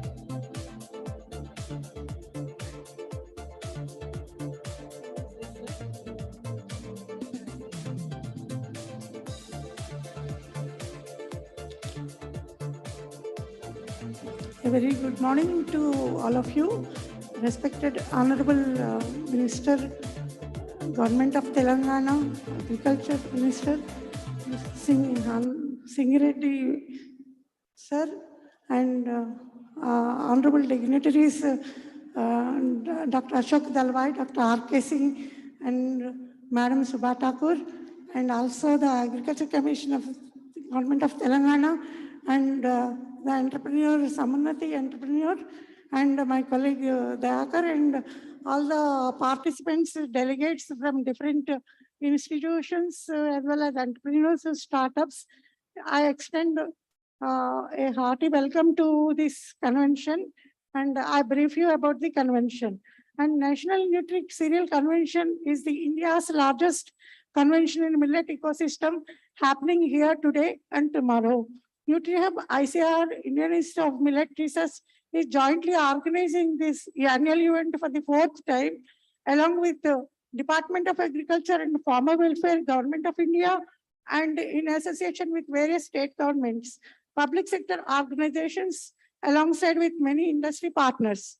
The important highlight of this 2-day mega event is bringing all the stakeholders together in one umbrella. And this central state governments, scientists, nutritionists, dietitians, farmers, industry professionals, and chefs, entrepreneurs, etc. The objective of this convergence is to discuss and deliberate the strategies for millet promotion in the country in the wake of International Year of Millets 2023. As we all know, the Department of Agriculture and Farmers Welfare of Ministry of Agriculture and Farmers Welfare is in the forefront, and ICAR IIMR being the nodal agency to observe the International Year of Millets 2023. As the director of such nodal agency, ICAR IIMR, I feel proud at the same time as an institute and also as an individual, each individual, we have a lot of responsibilities to take millet revolution to the farmers and to the consumers. I'm very happy that delegates from several states such as Karnataka, Odisha, Chhattisgarh, Madhya Pradesh, Telangana, Andhra Pradesh, Tamil Nadu, Sikkim, Punjab, and Delhi, etc. are attending this event. And they will be our ambassadors to achieve millet promotion in their particular region. This event comprises of panel discussions, exhibitions, cooking, demonstrations, pitching sessions, and are expecting 600 plus delegates, 120 plus stakeholders, and 1,000 plus visitors, and 10,000 plus outreach, including visibility through various platforms. As pre-events, many roadshows, millet cooking competitions, and millet innovation challenge competitions, investor startup pitches have already conducted, and the winners and achievers will be awarded. And recognizing the achievers among the startups, FPOs, SHGs, industry partners, and the state governments in millet promotion through Poshak Anaj Awards 2022 is an important highlight in this year's convention. With a wonderful start today, I hope together we will achieve greater heights, as we have only 3 months for International Year of Millets 2023 approaching. The presence of Honorable Minister of Agriculture, Cooperation and Marketing, Telangana, Sri Singireddy Niranjan Reddy Garu, among us is a great inspiration to all of us, who shows the commitment of state governments in promotion of millets. And secretaries, commissioners, and directors of the Department of Agriculture and many states are here with us to share their experiences and success stories, thus to have cross-learning. We have the very apt personality, Dr. Ashok Dalwai Garu, IAS, and CEO, National Rainfed Area Authority. We have Dr. R.K. Singh, ADG, Food and Fodder Crops, who spearheads millet research and promotion through many crop research institutes of ICAR.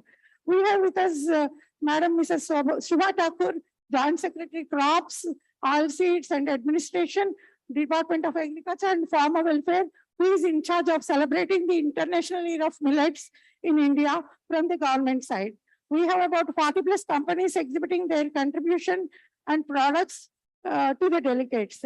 With all your support, we create awareness among the masses about the importance of millet production in the era of climate change and also the health benefits of millets.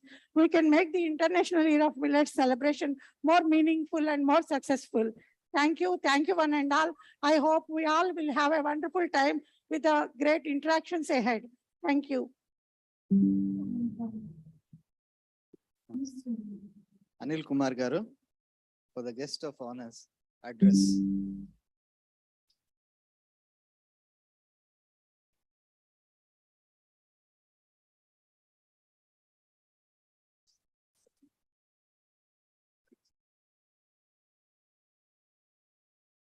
Honorable Minister Niranjan Reddy sir, namaskaram. distinguished people on the dais, respected elders and dear friends. It's so humbling to see the second edition of this convention. I was here last year, and the festivities around the entire entrepreneurial energy that I'm seeing in this space is just infectious, I would say, and couldn't have had a better start to this edition of the convention that we are all in. We at Samunnati are privileged to be part of this initiative of Nutri-Hub, and we are thankful to Dr. Dayakar Rao Garu for making us the fellow travelers in this journey of millets. We believe that millets as a value chain is presenting a huge opportunity for India to have soft power across the nation. We just heard Honorable Prime Minister talking about 70 countries signing up for the International Year of Millets. And we as a nation have the power of building the well-being of this entire globe is what we believe in. And as part of our initiative, we are looking at working with the farmer producer organizations in the millet space, together with the processing units that are working in converting the grains into palatable formats, and all the way to the machinery and marketing and distribution and so on and so forth. So the call that we are all looking at is, can we be all come together with one sole purpose of promoting millets and promoting this great nation to wield the soft power across the well-being of the entire human race under the banner United by Millets. And that's what we are hoping to. And this, I believe, is a precursor to a lot of things that are going to come up in this entire space.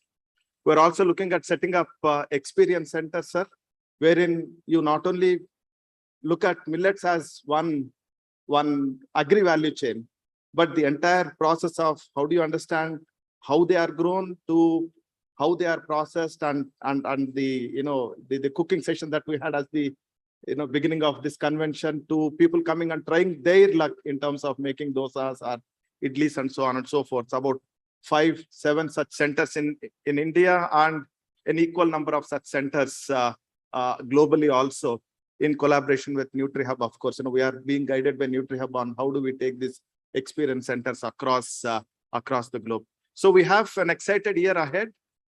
This is only a precursor to the International Year of Millets that's going to start from the 1st January, and we are enthused to be part of this great initiative. We are privileged to be working along lines with the Government of India, with Government of Telangana, and the IIMR and Nutri-Hub in taking millets to the greater heights. And if you recollect, sir, you inaugurated the Center of Excellence at Kanha for the farmers in and around. And millet is one of the areas that we are focusing on in the entire Center of Excellence there.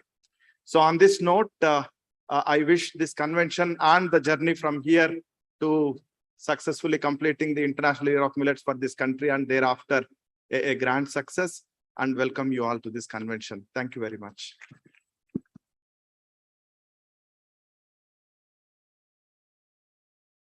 Now it's the turn of Dr. R.K. Singh to deliver the address of the guest of honor. He represents Indian Council of Agriculture Research, where IIMR belongs to. Sir, we are pleased to have you here. So.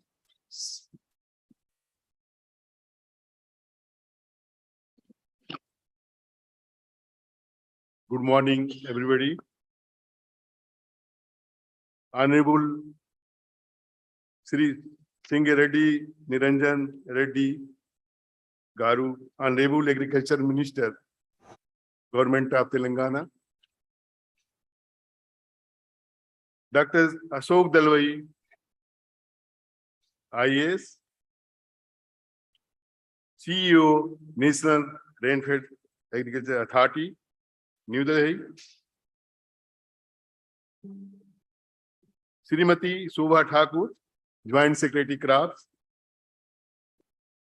Oil Seeds and Administration, Department of Agriculture, Farmer Welfare, Dr. Angamuthu, IAS Chairman, APIDA, Sri Anil Kumar, Founder, Samunnati, Dr. C.V. Ratnavati, Director, Indian Institute of Millet Research, Dr. B. Dayakar Rao, CEO, Nutri-Hub, ICAR, IIMR, Hyderabad. Of the distinguished participants, corporates, and different stakeholders related to the millet. Ladies and gentlemen, it is my pleasure to be here in at the inauguration session of National Nutri-Cereals Convention. And first of all, I welcome you all on my own behalf and behalf of Indian Council of Agriculture Research, New Delhi, in this convention. First of all, I am going to mention here, it is very important to mention here that during interaction meeting on 20th September 2020, Honorable Prime Minister of India has directed to our secretary there and DG ICR that 2023 has been declared as International Millet Year. We should take full opportunity of this, and ICR there should make a strategy to make India millet and millet products famous in the country and in the world. Go ahead with the Department of Agriculture and MSME to promote millet products. Timely organization of Nations Nutri-Cereals Convention during 23-24 September 2022 by Indian Institute of Millets Research, Hyderabad, with collaboration of other stakeholders, will certainly help in the stepping up the activities to fulfill the expectation of the European. Dear friend, as in the morning, a Nukkad Natak was organized by the organizers, and it was really depicted the whole scenario of cultivation, millet cultivation and its utilization in the human life. As millets are new age climate smart cereals, these nutrient-rich grains that were fast fading away during 2000, making way for rice, wheat, pulses, and oil seeds, are now making a comeback. Millets come with the multiple benefits. They can grow in poor soil conditions and consumes less water. To get to relative sense, to grow 1 kg of rice requires 5,000 liters of water, whereas millets hardly need 250 to 300 liters. Millets also require less pesticides and can withstand higher temperatures. In tribal villages of Madhya Pradesh and Chhattisgarh, the local people spoke generally village of about millets like kodo and kutki that once used to be a staple of their diet during the hard days of poverty, when all their income depended on what they earned from the selling forest produce. It was the grill made from the kodo and kutki that had sustained them. Now, except in a few villages, it is hardly grown to the people have forgotten about it. And to think that these grains have a cultivation history of more than 3,000, 5,000 years. Why did millets nearly disappear? Reason being the onset of the irrigation-based farming pushed preferences towards the cultivation of rice, wheat, pulses, and oil seeds over millets. It appeared that the drudgery of the post-harvest treatment of millet, cleaning and processing, was labor intensive. Another reason was that when the world moved towards market-oriented agriculture, the variety of crops grown or the food basket sunk not just in India but around the world. The millet growing regions of India reflected this. In 1965-66, 37 million hectares had been dedicated to millet cultivation.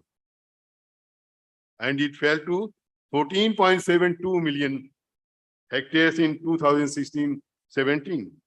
This decline was partly due to the change in the food habits. When a bias against millet crept in after the Green Revolution, when it began to be perceived as the poor man's diet. The concern from the farmer side, on the other hand, are mainly about the productivity and profitability. Now, on a comeback trial, you can see today government is bringing millets back as a potential new tool for fighting socioeconomic issues like malnutrition and rural poverty. This is also a proclaim from a global level of a zero hunger challenge set by the UN Secretary General Ban Ki-moon.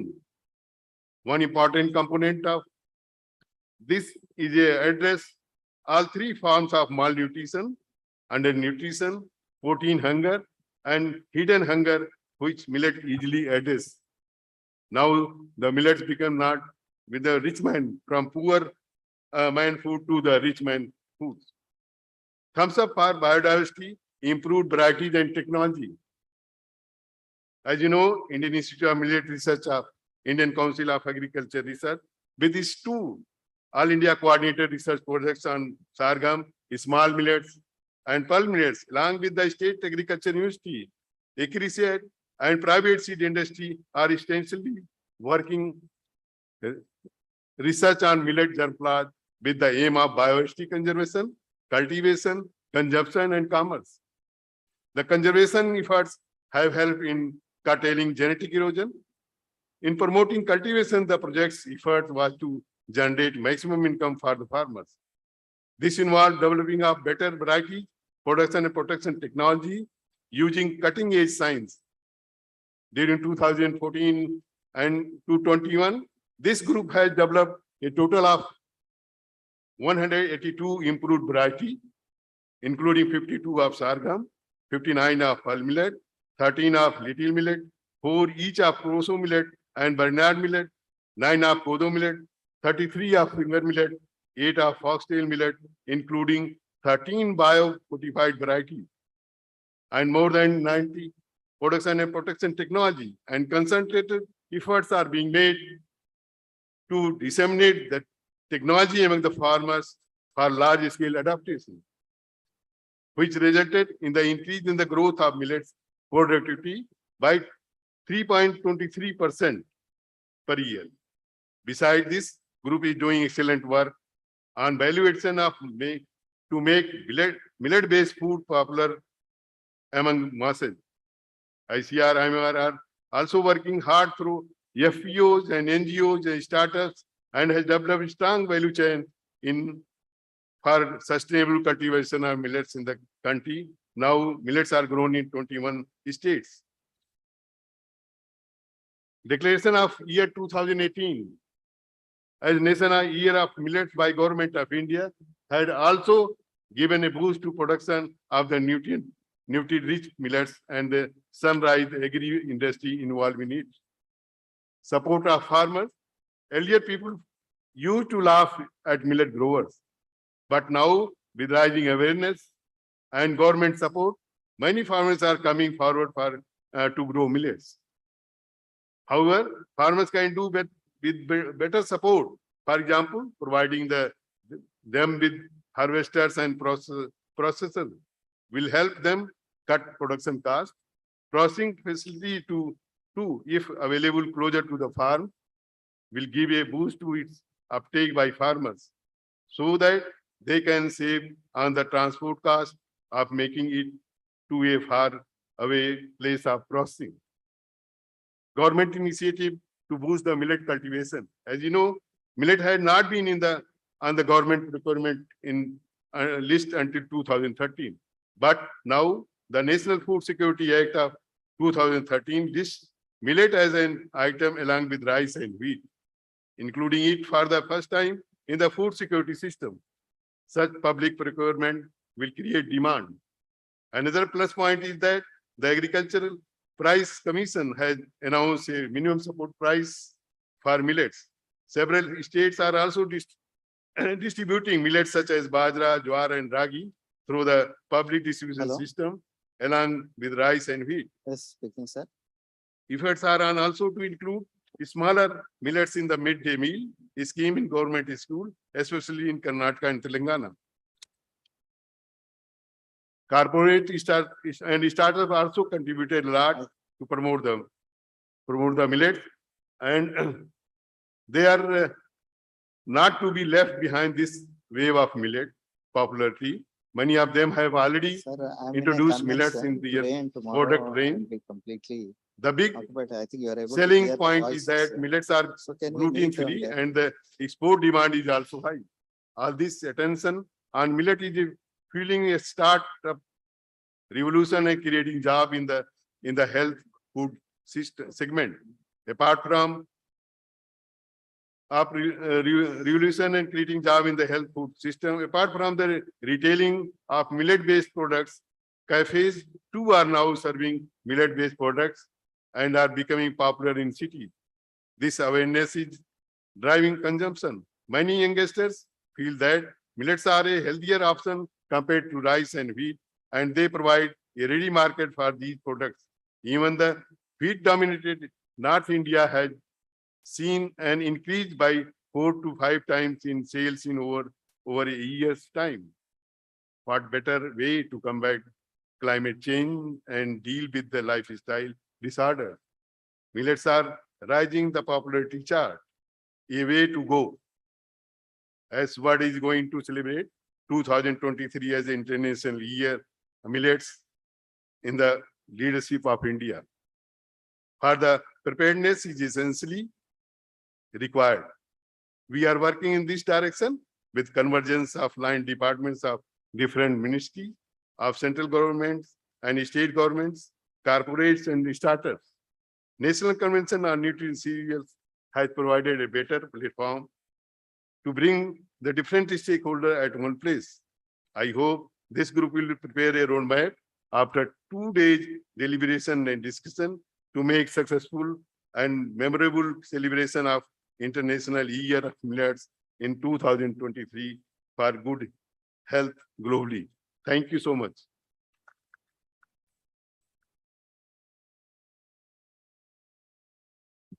Thank you very much. That's an address and from the guest of honor, Dr. R.K. Singh, ADG, ICAR, outlining the history and then where we are today. Thank you very much, sir, for your bhashan, for the address. And now it's time for us to invite a very important person, Madam Shubha Thakurji. Hi. She's the Joint Secretary. We are all talking about International Year of Millets. I think you are going to hear from the horse's mouth what it is going to be. She's heading there and coordinating all these things. Both DA and FW and ICR were part of this, leading this committee. Over to you, madam.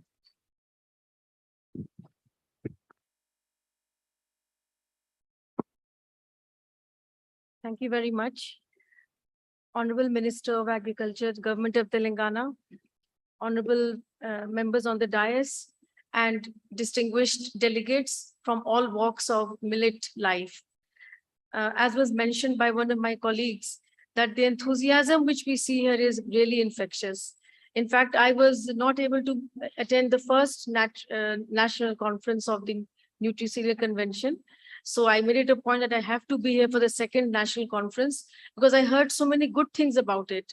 It's been a year since that has passed and still the momentum has been maintained. So I just want to tell you what has the government of India been doing, what we are planning to do and how we intend to sustain the momentum for the International Year of Millets. All of you know that our Honorable Prime Minister took the lead to declare the International Day of Yoga. So just as that has become a movement known across India, known across the world that we identify with India, yoga means India.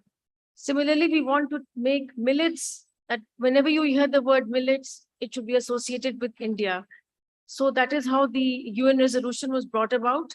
And it is our collective challenge to sustain the momentum and bring millets to every plate in the world, not just in India alone, but to every plate in the world. I thank Dr. Ratnavati and Dr. Dayakar Rao to invite me for this event and to see the stalls, the participation, the energy, the questions people are asking me.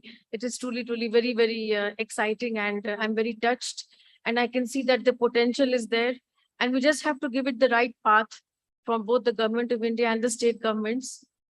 We cannot do this movement without the collective support of the state governments, every citizen of India, and make it a true mass movement. I will be chairing a session on the state millet missions. Many states have done very, very good work, and they are leading the way. Odisha, Chhattisgarh, Karnataka, Telangana, Madhya Pradesh, Tamil Nadu, Assam. So the states are catching on. The millets which we produce in India goes to all across the world. In fact, we produce 80% of Asia's millets and 20% of the world's millets. And the export potential is huge. We are working in close coordination with APIDA to get all the startups in one place, to make a directory of products which can be exported to countries. Because when we have meetings with the Indian ambassadors, when we have one-to-one dialogues with them, the first thing they ask us, where do we get these millets? How do I get them? Where do I procure them? If I want to serve them to diplomats, in Indian functions, where do I procure? So these type of issues are there, which we are tackling from through this International Year of Millets. So, but it is a work in progress. As we talk to different stakeholders, to startups, to business, to chefs, to hotel management institutes, to students, to agricultural scientists, we get to know new things every day. And so every day we have something new to work upon. And this is how this millet movement will be sustained. We have ambitious plans for the launch. We hope to get lots of dignitaries from the world over.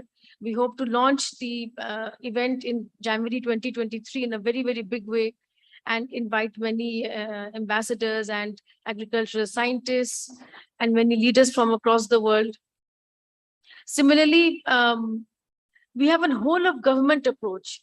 Dr. R.K. Singh mentioned about working with ministries. All the ministries of the government of India are working towards the millets, International Year of Millets, in some capacity or the other. Department of Commerce is taking part in international trade fairs, in millet shows across the world. Department of Commerce is in charge of the larger festivals, which we hope to have in Africa, Asia, Europe, USA, all corners of the world, East Asia. The Ministry of Finance is doing its own bit by financing NABARD.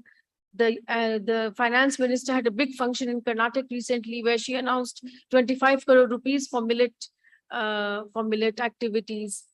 Then we have the MEA. The MEA is going to play a very, very important role by involving the Indian diaspora, by reaching out to the yoga enthusiasts, to the Ayurveda enthusiasts, to build up on this, because India is promoting this soft culture of yoga, Ayurveda, Moringa. So next is now millets, to promote millets. As I was mentioning, the whole of government approach, ICAR is our biggest partner. And we have a core committee, which is co-chaired by both secretaries. And this core committee meets on a frequent basis, and we are chalking the path for the future. Department of Education is a very, very big support for us. From 2nd October, a huge campaign is going to be launched in the schools. The school children are going to be involved with many competitions, poetry competitions, essay competitions. We have a MyGov platform in the government of India, which is where already there are ongoing competitions for comic stories. There's a millet quiz, there's a startup challenge. So these are the departments which we weave into the program of International Year of Millets. We have reached out to the hospitals, we have reached out to the canteens.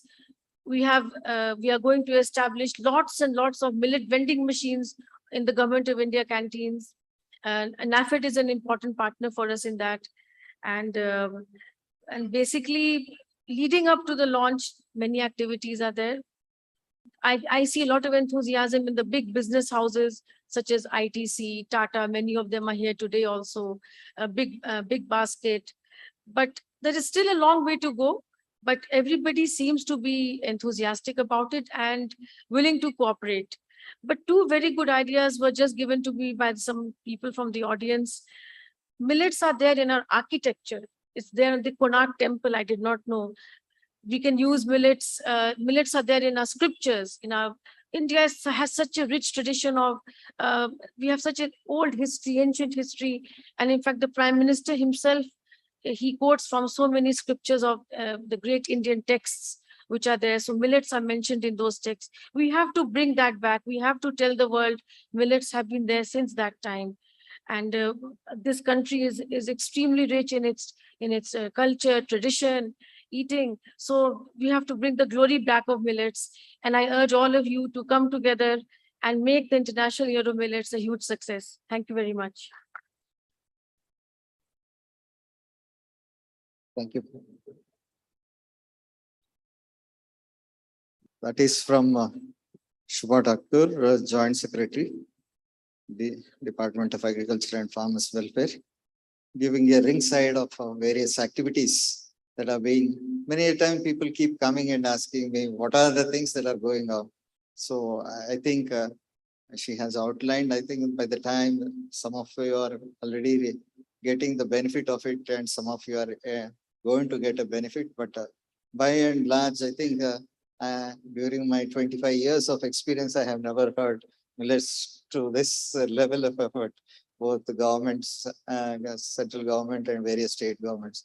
I'm very elated about this. I think perhaps words are not sufficient for me to take it, but I don't want to be.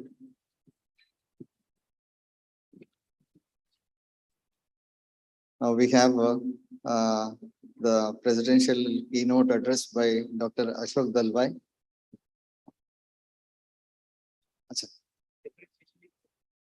He's having a session. He would like to talk there. So Ashok Dalwai ji has been my mentor, and every time I keep enjoying. I'm sure that I promise you a very good time of his keynote address. He has promised to be with us for these 2 days. I think that is, let us join our hands to be together. That shows Thank you. millets being a very close subject to him. Thank you, sir. Thank you very much, Dr. Dayakar, for your kind words. So, namaskar to everybody. Andariku namaskaramu. I think all of you know about millets. How many of you know about millets? Just raise your hands. And how many of you think that we should promote millets? So everybody is a convert, so there's nothing to speak now. Yes. So Honorable Minister is asking, how many of you are already consuming millets as a part of your diet? Everybody is here. And our Swamijis are here, so they must be also including in their feeding program for the schools. So thank you very much. So let us give a big clap to all of us here. So thank you very much, Honorable Minister, the chief guest of the day, Shri Singireddy Niranjan Reddy Garu, all my respected colleagues on the dais, Shri Anil Kumar, Dr. R.K. Singh, Madam Shubha Thakur, Dr. Dayakar Rao, Dr. Ratnavati, all the distinguished guests, participants from different parts of the country, from different organizations, both public sector and private sector, and more importantly, the young scientists and students. Once again, let me wish you all a very good afternoon. Let me begin with quoting Sustainable Development Goal number 17. You're all aware that there are 17 Sustainable Development Goals. But many of us are not aware that each Sustainable Development Goal is translated into an average of 4 to 5 action points. And each action point further has at least 4 to 5 indicators. So we have to keep in mind those action points and the indicators, and not just the broad sustainable development goals.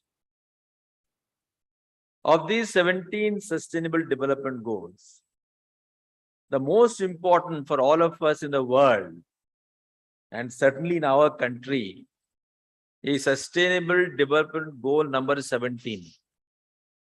That's the last one. And sir, for your kind information, SDG 17 talks about global partnership. Yes. So this partnership has been deliberately included there. It is not talking about any deliverable. For example, Sustainable Development Goal 1 talks of no poverty. SDG 2 is talking about zero hunger. SDG 3 is talking about well-being. So every SDG has got a specific goal. Climate action, for example, gender parity, for example, in case of SDG number 5. But SDG 17 is only talking about partnership. What is the purpose? The purpose is when the United Nations General Assembly adopted this in the year 2015, at the end of Millennium Development Goals, one constraint that they recognized, as happens with every initiative, is about unhealthy competition. So they wanted to convert that unhealthy competition between countries and between different organizations within the countries into a healthy cooperation, coordination, convergence. And therefore, it talks about partnership. The purpose of me sharing this with you is that here what we see under this roof, an initiative led by Indian Institute of Millets Research, bringing people from different parts of the country, different organizations, both international and national, different sectors, both public sector and private sector, as also the civic society, civil society, and of course, all state governments together to put their heads and hearts together. If we want to promote millets, we need partnership. Just let us remember this mantra. That is the only secret to success. Now, why should we be promoting millets? We have enough sessions over the next 2 days, so I won't get into all the details. I'll only just talk about why we should be doing it and how we can do it largely. Why we should be doing it? First thing is that climate change is a major concern. Let us remember this every moment. Climate change is a certainty. We're already experiencing the negative impact of it on every aspect of life. Climate change impacts life on Earth. It impacts life below the water. It impacts life in the atmosphere. Only when we have healthy environment in the atmosphere, on the land, below the water, can we think of meeting the basic requirement of man. When I say man, it includes woman or the human being. And the fundamental physiological requirement of any living being, not just man, but all living forms, is food. Without food, we cannot have life on this earth. Let us remember that it was settled agriculture which has enabled the growth of civilization. While the Homo species came on earth 4.5 lakh years ago, the modern man, Homo sapiens that you and I are, we began to settle down into hamlets, villages, and of course, growing civilization only 12,000 years ago. Just think of it. 14 billion years since the first Big Bang. But our civilization is only 12,000 years old. And why this happened? Because man first learned to identify seeds in the forest that could be husbanded. He was able to identify animals that can be domesticated. And that provided the first food security. So food security is not a modern terminology. It is as old as a civilization. In the absence of this crop husbandry and animal husbandry, whenever man went into the forest, he was not sure of coming back. Either the tiger would catch him or a snake would bite him. He was not sure of coming back. But with this husbandry, he was more sure of the next meal, and therefore he was able to procreate, increase the population, build villages, and build civilization. The food security that has given rise to the human civilization is now at stake. Is now at stake. We may not believe it, but it is. Let me give you a few data points.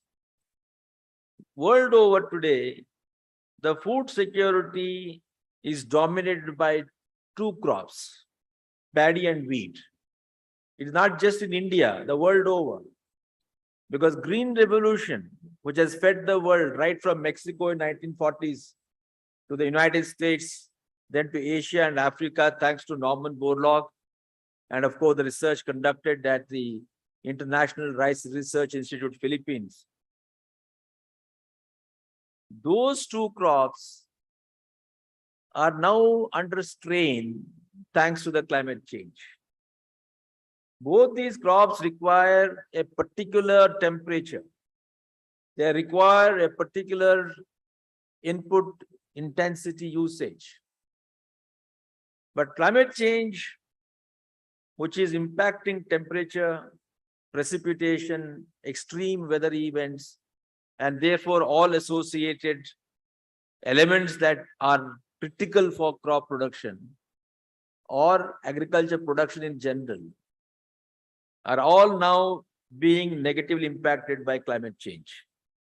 What research shows is that in case of wheat, which requires temperate climate, the yield loss is going to be 0.75 tons per hectare in good yielding areas, and medium yielding areas, the loss would be of the order of 0.46 tons per hectare. That means we'll lose, when you say 0.75 tons, we're going to lose 7.5 quintals per hectare.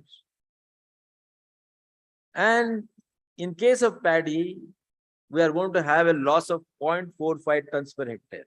This is average. With further increase, you can have further loss. And this is also going to impact all life below the water. In fact, the fisheries and other kinds of water world, they're going to get confused with the change in temperature and seasons, and therefore they may not be able to actually reproduce. The livestock is going to suffer because of the rise in temperature, since they are going to become more vulnerable to pests, diseases. The quality of produce is going to get diluted, and quantity of produce also will be compromised. So there are serious challenges. So what do we do? We need not be afraid, of course, because man is creative. He has got the cognitive power. And today he has the advantage of science and technology. So using this new awareness, we have to start looking for alternate means, alternate production systems. And that's where millets actually fit in. Likewise in livestock sector, likewise in water world, there are always alternates that we have to think of. Now, millets are a good alternate for certain reasons, and that's what I want to stress as a context here. Millets are a good fit given this climate change implication because they are naturally climate resilient. Millets are naturally climate resilient. We identify in our country 9 millets. In world over, of course, there are many more millets. Of the 9 millets, we have 3 major millets: sorghum or jawar, bajra or pearl millet, and ragi or what millet is it called? Finger millet. Finger millet, yes. These are the 3 main. And there are 6 others which are minor millets, which can also become major millet if we bring our focus on that in terms of science and technology. Now, these millets are naturally climate resilient in the sense they can withstand extreme temperatures. Not only are they good for arid, semi-arid, and sub-temperate climates, but they're also good for areas where there's a water stress. Even if they become slightly vulnerable because we're not given water at the right stage of its production, it can bounce back when you provide the water. That is the resilience. It has got elasticity. It has got plasticity. So we are now in need of crops and other activities like livestock, which are highly resilient. So millets are highly resilient. The second one is that millets are C4 plants. Physiologically, they are C4 plants. C4 plants, unlike paddy and wheat, which are C3, are more efficient in conversion of the inputs into output. And we have that natural advantage of C4 physiology in these crops. We just now need to bring in greater science to increase the productivity by releasing more hybrids and more high-yielding varieties. Many a time we tend to criticize paddy and wheat, say that they got greater attention than millets. It is not true. In fact, the first high-yielding varieties came up in sorghum. And if you look at the delta factor, that means increase in yields per hectare, there is more or less comparative status. If paddy and wheat have increased by 3 times between 1965 and 2022, even millets have more or less increased by that same factor. But the difference is, in case of millets, we are starting from a low base. We were at around 3.4 quintals per hectare. We have come to around 1.2 tons, that is around 12 quintals. Whereas in case of paddy and wheat, we already were at 8 quintals at that time, and we have come up to 3.1 tons.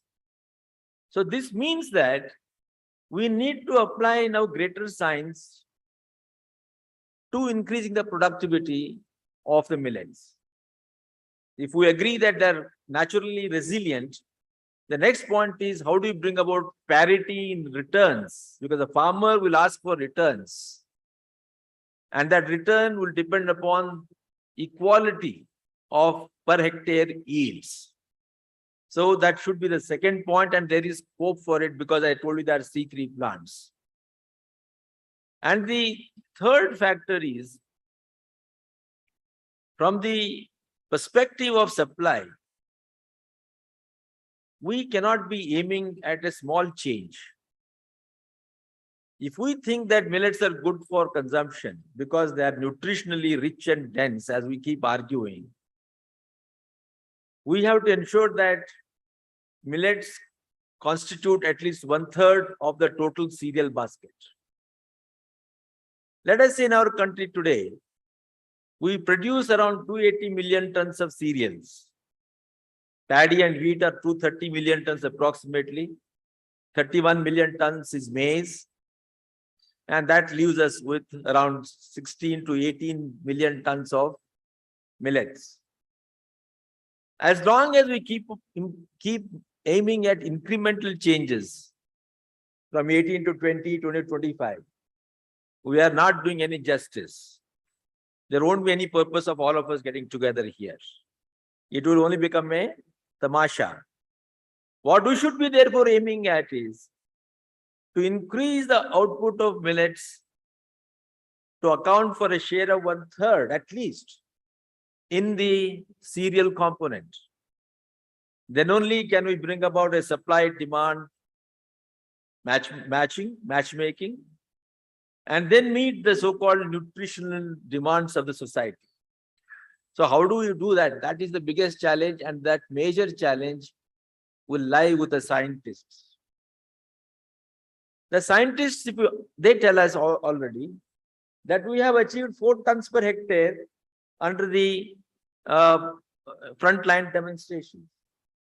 If we have reached 4 tons per hectare under frontline demonstration, why is it so low at 1.2 tons on the farmer's field? Is it agronomic practice? Is it lack of not adhering to package of practices recommended by the universities? Or is it because farmer is not adequately incentivized by our price support to make investments in management? So it becomes a comprehensive package. But there is no doubt that millets can also give us good yield. If you look at sorghum, for example, America records 4.2 tons per hectare. Italy registers 6.2 tons per hectare. Why India is still at 1.2 tons? America and Italy, they show us that it is possible for us to increase our yield level from the current 1.2 tons to at least 2 tons over the next 5 to 6 years. And we have to achieve that. Then only there will be some meaning, it will make a meaningful impact in the society. Today, of these 3 major cereals, and of course other minor millets, the world is producing 98 million tons from 74 million hectares. India is one of the leaders in millets. We produce around 20% of the global output. And within that, bajra is the leading millet. Out of 16 million tons, 10 million tons comes directly from bajra, from the state of Rajasthan, Maharashtra, Gujarat, and partly from Uttar Pradesh. We now need to focus on further increasing this bajra output because that is hardier than sorghum. And then simultaneously see how sorghum and ragi can also start picking up. Because the problem with sorghum is that yields are still very low. We have to focus on sorghum. But then as we focus on increasing the yield levels, there are certain scientific constraints that scientists have to look at. One issue is that it is gluten-free, therefore nutritionally good, but bad for cooking in the kitchen. When it is gluten-free, there's no plasticity. It makes things so difficult, and therefore the ladies would prefer to do chapatis than rotis. So this is a constraint. So we'll have to address the fundamental issues. And second, of course, as you know, the major challenge is shelf life. Today, the shelf life is comfortably 3 to 4 months. We have to aim at least 12 months of safe shelf life. So these fundamental issues, which the science has to address, will then enable us to actually integrate with the markets. So supply side constraints are there, apart from, of course, the need to process. But then, of course, simultaneously, we have to create a demand. The lessons that we have learned from Green Revolution is that we were not able to match the supply and demand at the same time. Today, for example, we have excessive supply in certain commodities, prices are falling, farmers are disincentivized. So we have to take care from that particular learning as to how we can match supply and demand. So the way forward, therefore, for all of us is that while the scientists look at the basic issues of productivity, greater resistance, shelf life, removing the rancidity, and making it more plastic, etc., The policy makers have to look at price support, procurement support, building value chain, market integration, processing, value addition, and of course, overall demand creation. So there is work for two major players, ICAR and state agriculture universities, comprising the two major candidates of our national agriculture research system, and the Department of Ministry of Agriculture and the state agriculture department, which have to focus on these two things: demand management and also the post-harvest management, including the price support.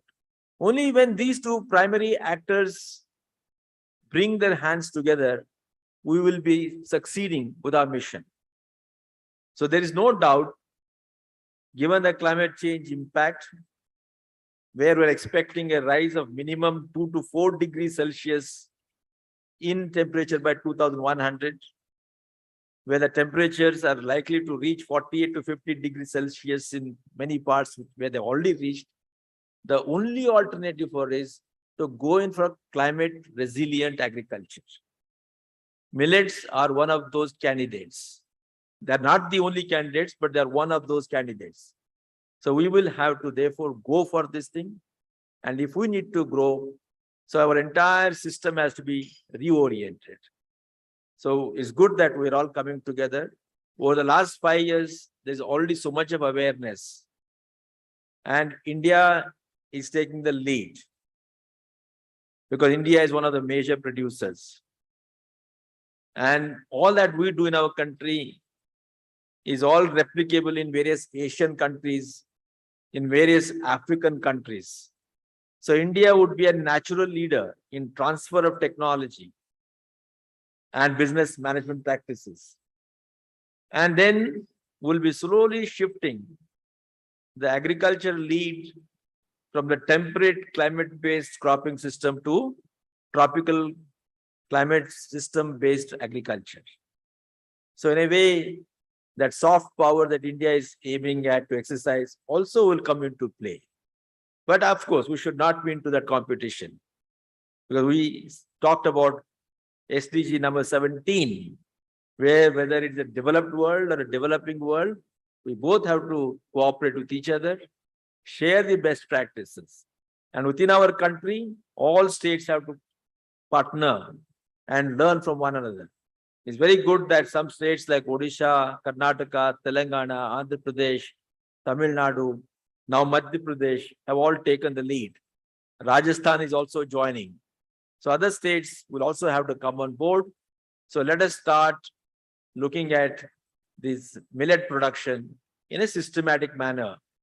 And last point that I want to tell you is, stop calling them as core cereals. That was the hierarchical way of defining, categorizing our crops. Our department has taken the initiative of gazetting them as Nutri-Cereals. So nothing called fine cereals and core cereals. No higher and lower. Everybody is equal. So Nutri-Cereals, please keep calling them as Nutri-Cereals. Nutritionally, they are comparable with any other crop. Rather, they are richer in certain aspects. We will go into that as we sit for the sessions. So how many of you will now continue to call them as core cereals? Nobody. Good. But okay, I see one hand there. Maybe a mistake. How many of you are going to call these as Nutri-Cereals? Good. So let's give a big hand to all of us. So thank you very much, Dr. Dayakar and Madam, for organizing this thing. And let's all give total support to Madam Shubha Thakur, Angamuttu, Dr. Singh, who are the people who are actually going to partner and take this forward. So let us give a big hand to those three people. Thank you very much and namaskar. Thank you. So that was a scholarly presentation of the status of millets and the way forward. I think aptly put. with SDG 17. Sir, it's every time you come to the stage, you come with a new way of presenting things. So it's a learning for us. I'm sure all of you have benefited by that. So I don't want to stand between you and the most glamorous moment where our Honorable Agriculture Minister should address the crowd, address these participants. They're all eager, sir. So from Government of Telangana. Sir will never read. He will only talk from his heart. I think one more edition of his talk to encourage us from the state of Telangana. And we are very happy to be part of this state of Telangana, that Telangana has hosted Indian Institute of Millet Research. And from here, I think we are moving forward for the International Year of Millets. Sir, over to you. Thank you, Dr. Garu. Distinguished guests on the dais, Dr. Ashok Dalwai ji, Srimati Shubha Thakur ji, Shri R.K. Singh ji, Shri Hanumantu IAS, Commissioner, Additional Commissioner, Government of Telangana, Agriculture Department, Shri Dayakar Rao garu, who is Principal Scientist and presiding over this convention on Nutri-Cereal. Distinguished guests, dignitaries of the dais, friends from media, ladies and gentlemen, a very good afternoon to all of you. If you want to reciprocate, you can clap.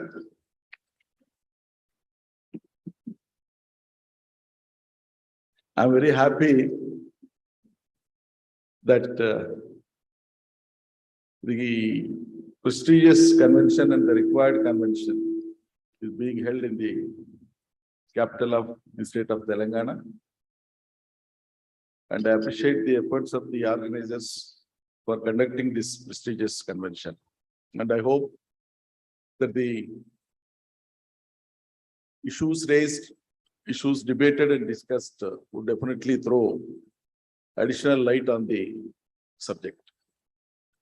And I'm extremely happy and I'm delighted and I'm enlightened with the most relevant aspects that were narrated by Dr. Ashok Dalwai ji. We all know that agriculture is a pivotal role-playing factor in this country. Undoubtedly, the state of Telangana, which has been carved out just 8 years ago, has been progressing in almost all walks of life, in almost all the fields. And for the state of Telangana, agriculture is the top priority. It has been advocating almost 58 to 60% of the people of the state.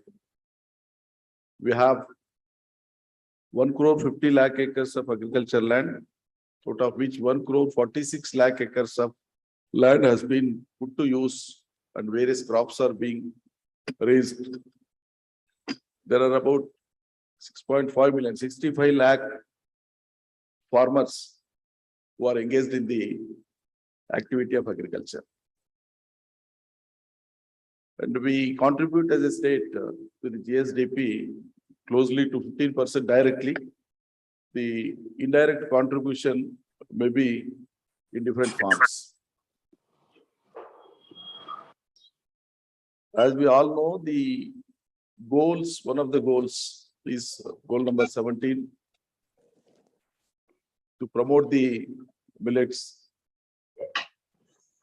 The UN General Assembly had set a tone for increasing the area of millets growing and introducing better practices, adapting the contemporary technological methods, and thereby see that the millets are grown all over the world. And India undoubtedly has got large potential to raise and increase the millet cultivation.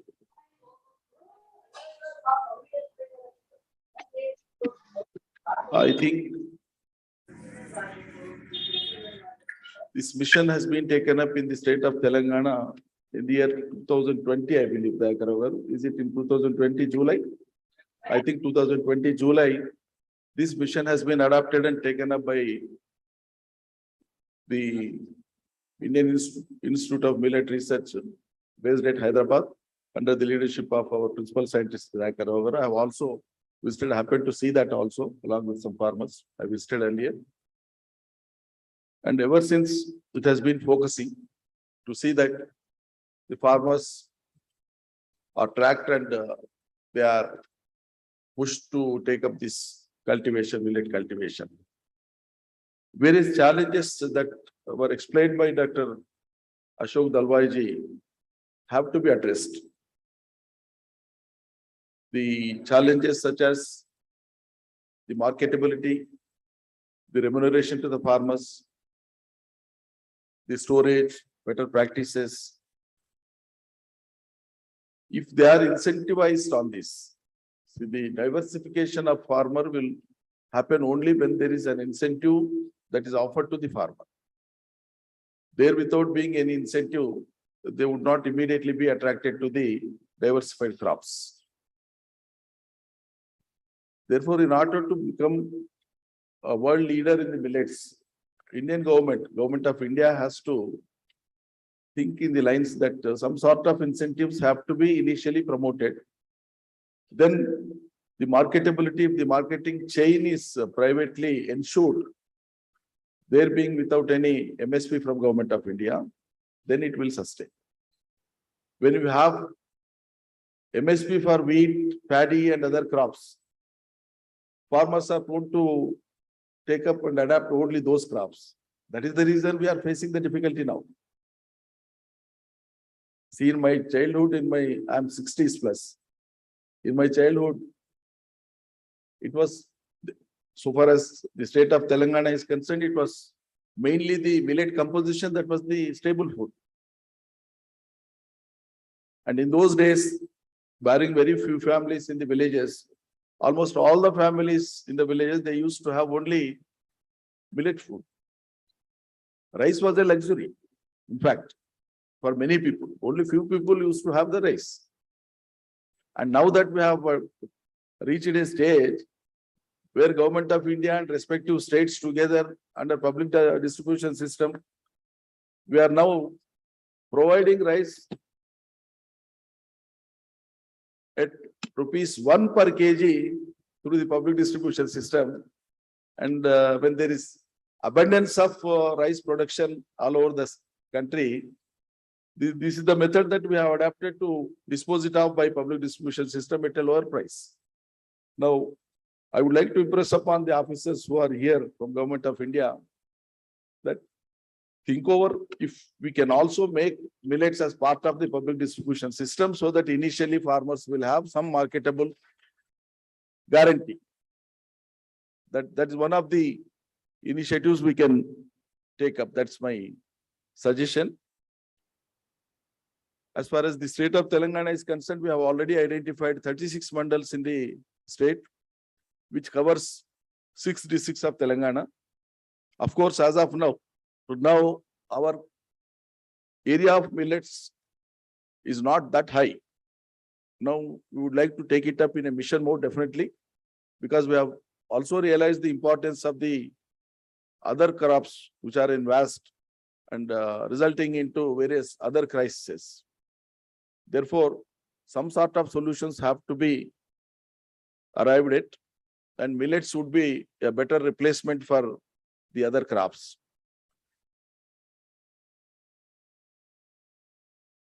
The advantages of millets, as you know, we all know, and you have explained very thoroughly now. This will definitely, millet food will definitely fight against the malnutrition among the pregnant women, working class people, and also the infants and children of this country. We can't afford to have the supplements from the multinational companies produces. The India can no more be a market area for vitamin deficiency supplements, for B complex deficiency supplements and other supplements from multinational companies. When you have rich resources of producing millets, and millets alone can be the best substitute for anything, why should we prefer all those things? So millets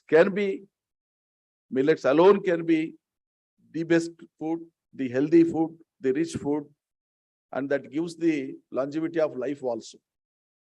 I'll tell you one thing. My mother used to eat only millets, and her food comprises only little portion of rice, very little portion of rice in the afternoon, very little portion. That is only for mixing curd, that's all. She lived for 104 years without any ailment. Without any ailment. She is one among other 4 veterans who have been felicitated in the state capital, Ravindra Bharati, by one of the prestigious organizations. She breathed her last at the age of 104. She was never hospitalized. She never used any medicines.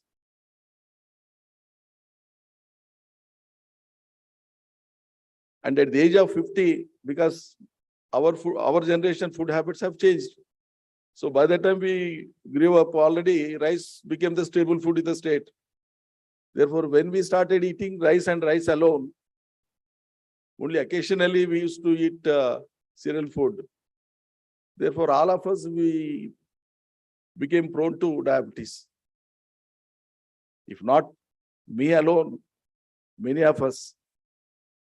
Therefore, why to purchase diabetes? Why to purchase diseases? Why to purchase ill health? So the best solution would be millets alone, and the food habits gradually will be changing and will be changing in future also, and ultimately food will remain the same. The form of food will change, but components of food will not change. The requirement for food is from agriculture sector. The items that have to come up only from the soil. Therefore, you can have different forms of food in the modern era, but invariably you need to have your food. That shows, and that means there can never be a substitute for food. Not only for human beings, as we said, for any creatures on the surface of earth or in the seas, overseas. There is no substitute for food. So we need to love food, we need to grow food, we need to eat rich food, and we have to live a healthy life forever. That shall be our slogan. Let us love our country. Let us love our motherland. Let us love our land of agriculture. Let us love our mother. Let us love our food. And people who are committed to love their food, their mother, their motherland, their agriculture, I request all of you to clap for 1 minute. Pardon? And let us make this, continue our claps for 1 minute. It's not even 20 seconds. So this International Millet Year of 2023 shall be a great success, and it will mark a history in the humankind. I wish all the best to the organizers. I congratulate the Indian Institute of Millet Research. My laurels to the ICAR and Government of Telangana and Government of India. Thank you. Jai Telangana, Jai Bharat.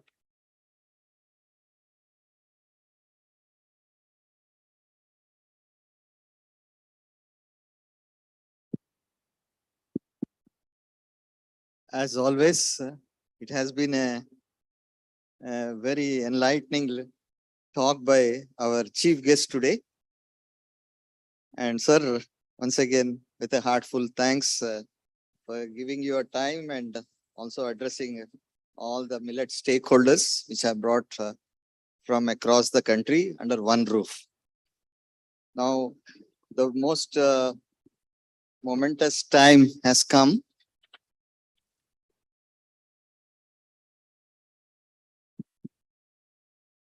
Sir, we are going to have a session where the book launch, the product launch, signing of MOUs and some awards. I think people are waiting for this time. And sir, to begin with, we'll have a book launch. It is a teaser. Press చేయాలి మీరు. ఎక్కడి నుంచి ఎక్కువ కాడచ్చు. This is a coffee table book. The teaser is given, and it is by Indian Institute of Millet Research and Samunnati jointly coming up very soon. Madam, for the International Year of Millets launch also, I think this book should be ready. This gives more of the future of millets, strategies of millets.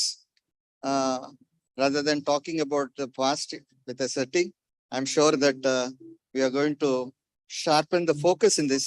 So this is a time when we are launching this ebook. Now, the second book that has to be launched is a millet recipe book. It's in our national language, Hindi. So through the hands of the minister, Shiva Thakur and Ashok Dalwai and R.K. Singh, please join together and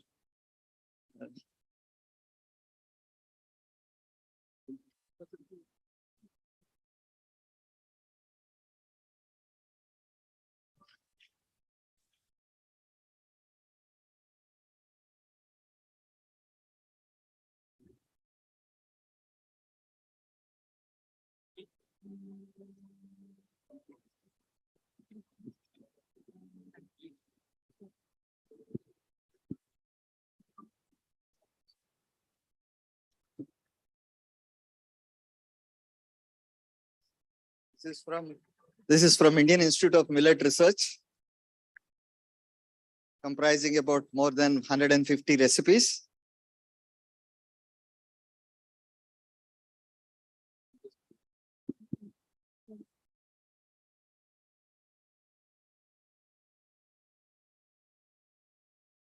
This will be available on our Indian Institute of Millet Research website as well as our GOV, my GOV also, madam. So we'll put, these are all part of, yes sir, these are all part of what we are doing together should converge to the initiative for the run-up for the International Year of Millets led by the Ministry of Agriculture, where DAFW and ICAR, and now that the state governments are, we are going to have a lot of regional recipe books. We will also join hands with your government here, so that this may have a wider reach also. We are coming with some international recipes. One version has come. The second version we are going to take up. Madam is heading for that. So now that the time for exchanging of memorandum of understandings. So I call upon Akshay Patra and their representative, where Sridhar Garunara, CEO Sridhar Garu, please come along with your team. Please join us. So, sir, this is a very momentous time for us, where the Akshay Patra has joined hands with the Indian Institute of Millet Research, because they have a very big, very good successful model. Now they want to bring millets into their portfolio. So we are going to work together and make it a pan-India. Please come, please join.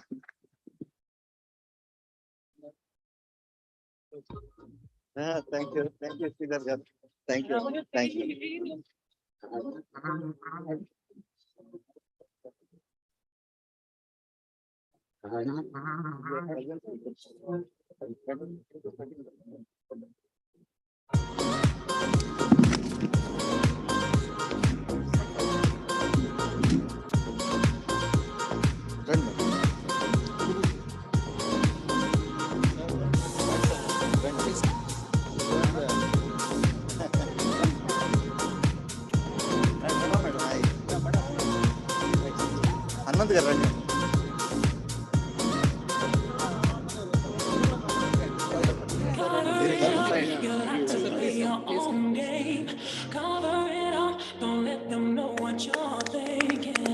Join your hands. Join your hands. It's going to be a very good model because many a time our government programs have a limitation of, ceiling that they put in with regard to the child welfare programs. Now they are going to help us in gap funding and we are going to help them with the recipe making. Sir, it's a great thing. I think we'll go together. Thank you very much. Especially as the International Year of Millets. Thank you, sir.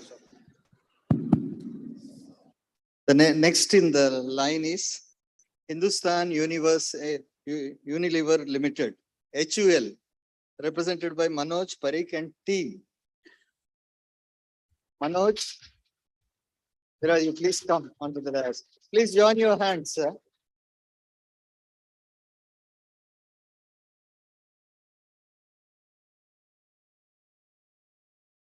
So it's very heartening that you know that HUL has been leaders, and now that joining our hands will strengthen the portfolio there also. You know they have a very unique products, especially Mark. Are you, madam?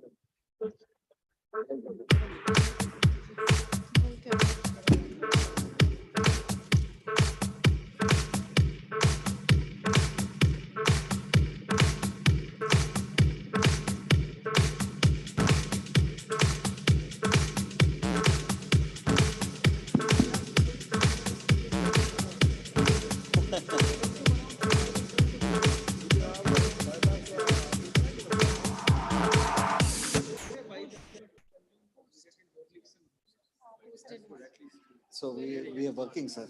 International Year of Millets will connect supply chain also. So that's very important.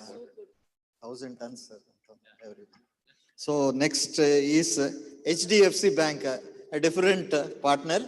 HDFC startup who heads the India. Where are they? Is there someone? Please come. Oh, very big team. Please come forward. Sir, this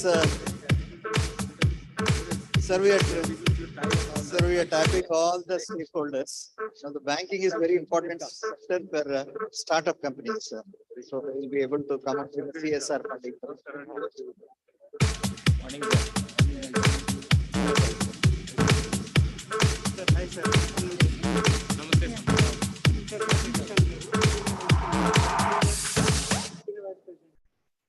very popular name in Hyderabad. Very popular socialist leader and regional leader.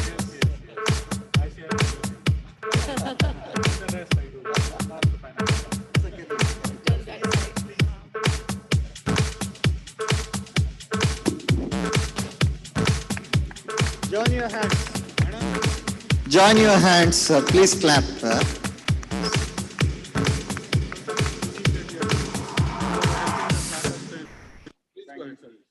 So they are tied up with the Nutri-Hub.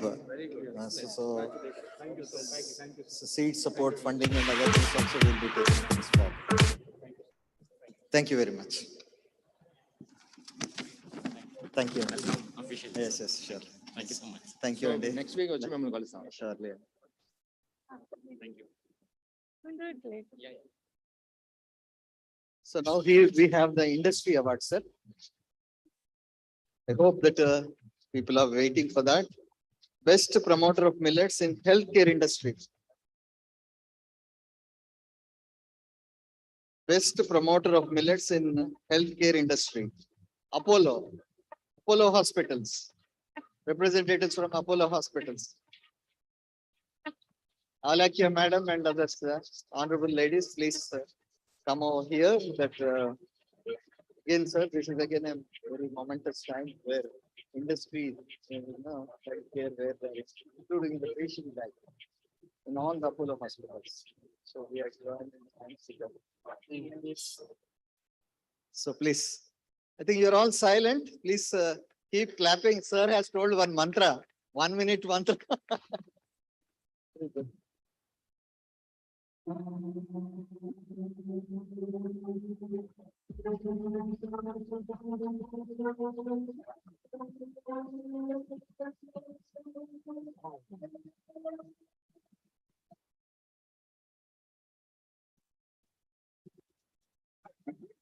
Congratulations for winning this award. We would like to see you.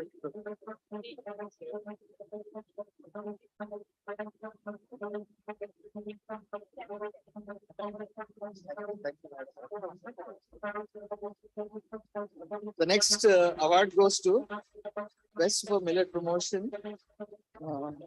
Award again, the new initiative that Akshay Patra has taken up. We would like Sridhar Venkat Garu to come forward, take this. We appreciate your role, especially taking millets to the next level. So please come forward and once again receive this award.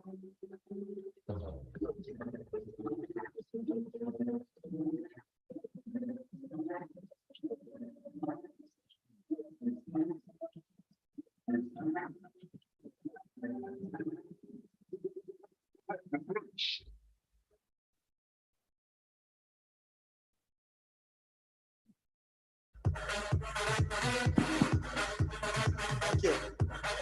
Congratulations.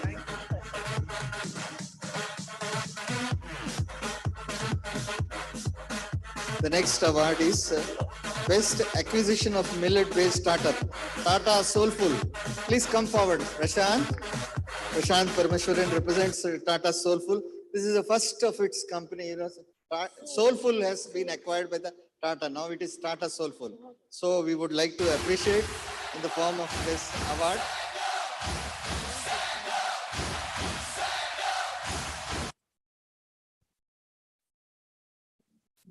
To be the best, stand up for the champions, stand up. Then we have, we call ITC Foods for the best product portfolio. ITC Foods represented by Dr. K.V. Reddy. Is he there around? Oh, please come, sir. Come fast. With all the heart full of appreciation, we would like to congratulate you and hand over this trophy and award.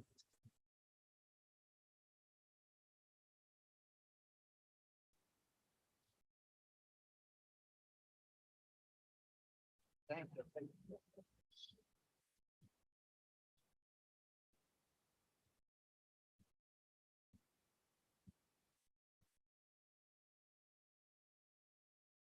They're coming with a very big product portfolio.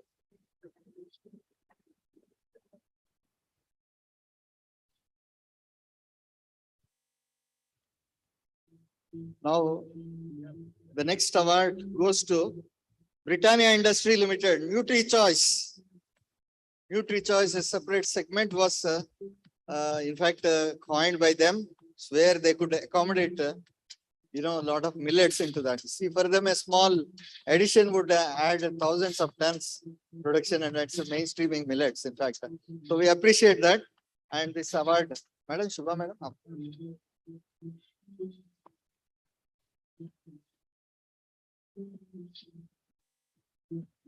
Happy birthday.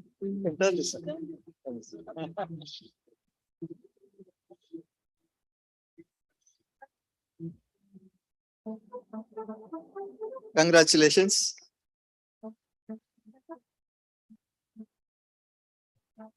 We have the modern industry, e-commerce industry. We have that now the best e-commerce system in millets goes to Big Basket. The representative of this Big Basket, please come forward. Clap your hands, all of you. We are about 500 people. I think 1,000 people, 1,000 hands clapping together. Please. This is one important thing, the modern connectivity, where the consumer is taken in a direct. Thank you. Thank you. Convey our wishes to. So now the next award goes to B2B industry with millets mainstreaming to Ravi Foods, Hyderabad. Representative from Ravi Foods, Hyderabad. Dr. Satya Garu, please come on to the dais. We are into fully supplying to various ICDS programs. 5 rupees packet. Jawar, millet and all this. They're part of the same. We have tied up on some part of the purchase.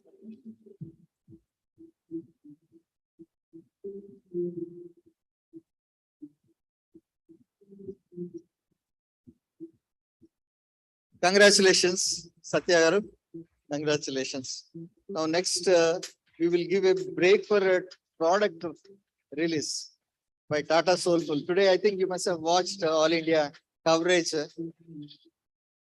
of Tata Soulful product muesli, millet muesli, where it comprises of ragi, jawar, and bajra. Bajra, people don't add bajra to their products. So, sir, we are very happy with your product. Thank you. It is being appreciated. Please come here. I love that.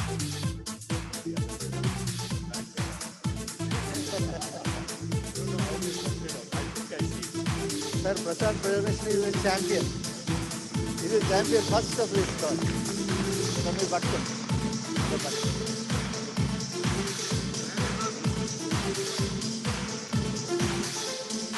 You be there. Come, Atul, come. Sachin.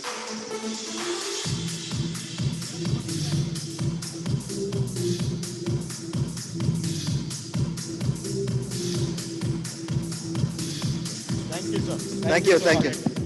Thank you. People say that millets are inconvenient. Who says it's inconvenient? Now you see what Tata Kamal that they have brought out with muesli, a new product. So we congratulate on that occasion.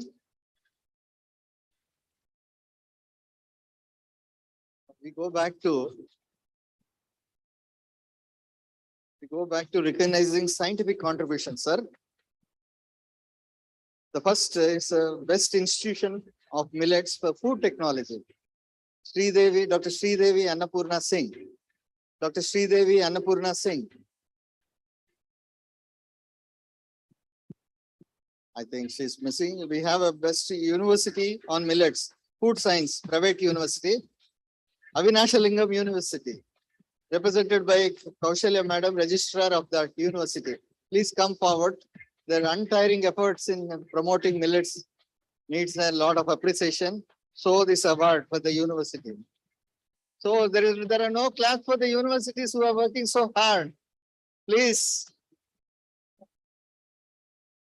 RK Singh ji, Singh sir, आप भी एक हाथ डाल लीजिए.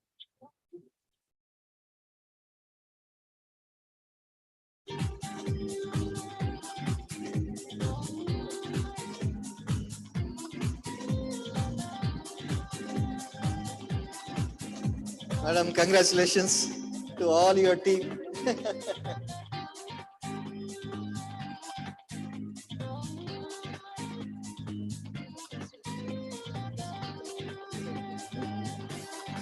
Then we have from agriculture engineering perspective, Best Institution on Millet, Professor Chandan Kumar Sahu, NIT Roorkela. NIT Roorkela, please come forward.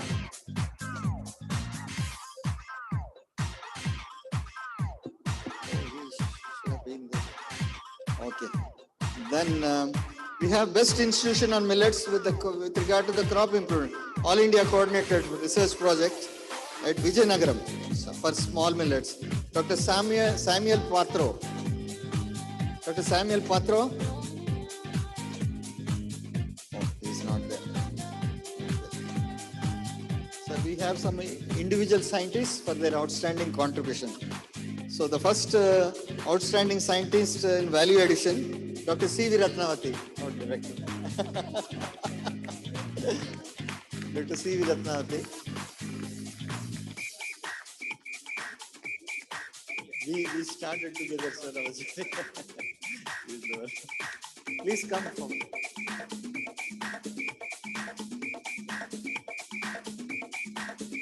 Don't waste time. Please be ready. C.V. Ratnavati, now currently acting director of ICAR IIMR.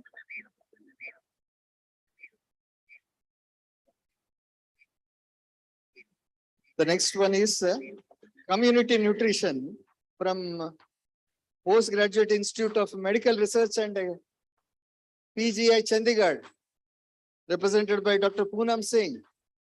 Dr. Poonam Singh, I saw you somewhere in the crowd. Please come forward. From Punjab, the land where rice and wheat are promoted extensively. This lady is doing exceedingly well, especially medical community nutrition. Special award. So definitely, I would like to stand by her, sir, as you give. Sir. You are the main person. No, no, third person help, yeah. You are the main person.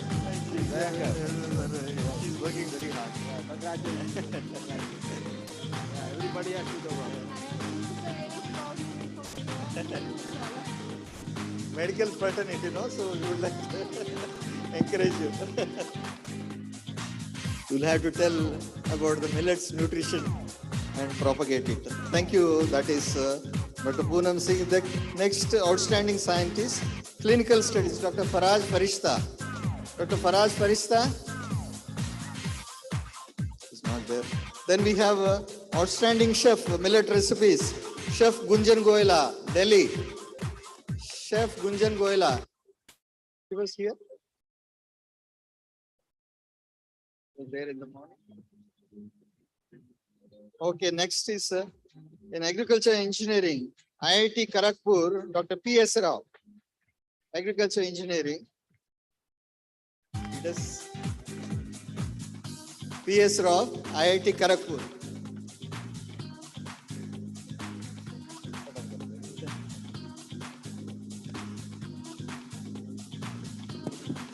Doctor आके सिंह आप भी हाथ डाल नहीं आप भी हाथ डालो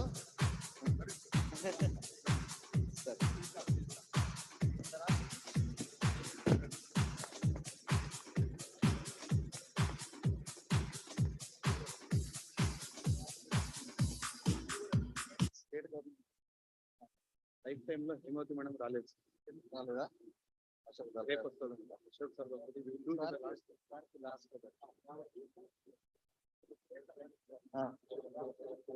Sir, very important component for really recognizing their efforts, state governments. Madam was telling about how important you were telling about the partnership. So I think some of the states are doing exceedingly well, especially in millet promotion. It's very tough road, but they are treading and moving forward. The first award goes to the best state for scaling up millet mission, Odisha government. Premchand Chaudhary ji is the director IAS Odisha Millet Mission. Thank you, sir, for making it, and we are very glad to present you this award for exceedingly scaling up and also enhancing the budget for the millet mission.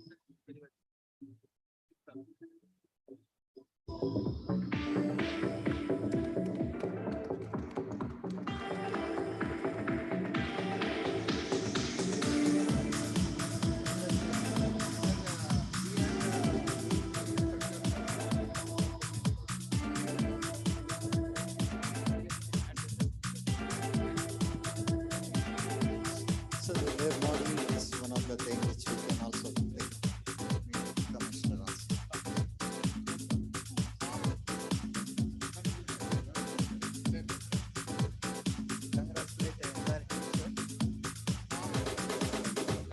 Thank you. The next award goes to Best Performing State in Millet Promotion, Karnataka. State of Karnataka leading all the way. They began when nobody started it, and then they are on the dot. Next year, January, they are going to have International Trade Fair. International Trade Fair, I'm not talking about National Trade Fair. 2 successive versions have happened. Dr. Nandini, Anuradha, they are representing here. So, Madam Shubhadakar, please. Ladies, where is their going?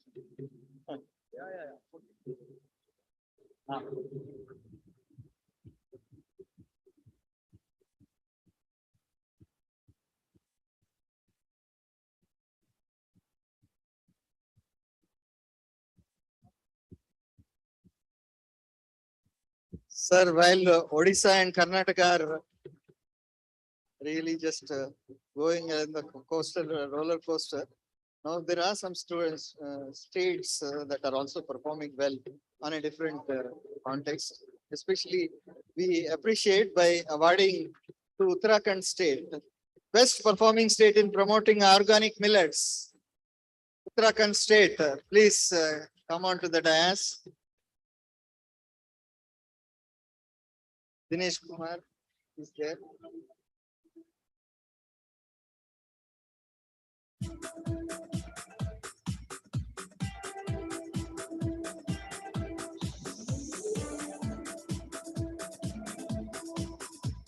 भविष्य organic का है.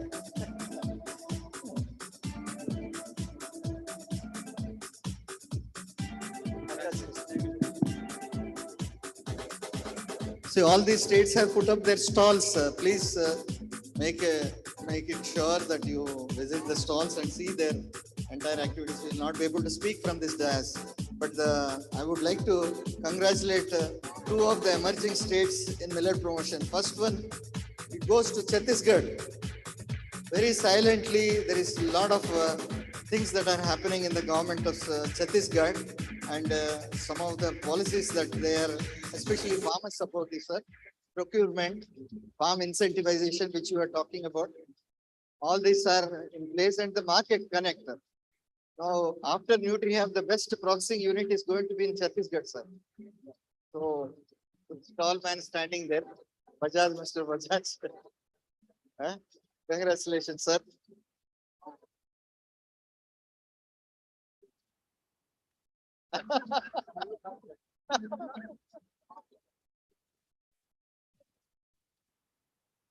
Sir, the next emerging state in millet promotion with the dynamic leadership of the Department of Agriculture, Government of Madhya Pradesh.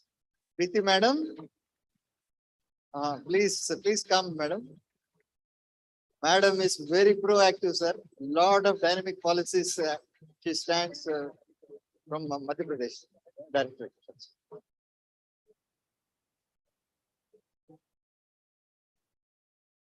Very innovative policies that they are bringing, especially the connectivity in the value chains. Lot of good things. Preeti madam, nice to see you and congratulate you and your team.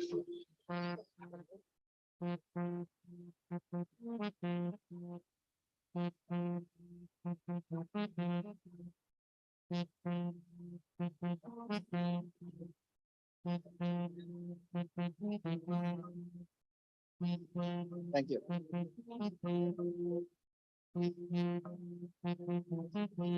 Sir, not last, but not least, but it is not least. State of Telangana. State of Telangana was promoting millets in ICDS programs. ICDS program. So, Divya madam, you can call them. You can take. Additional collector Asifat can come and join us. They are the district in which maximum convergence with ICDS and agriculture department is happening.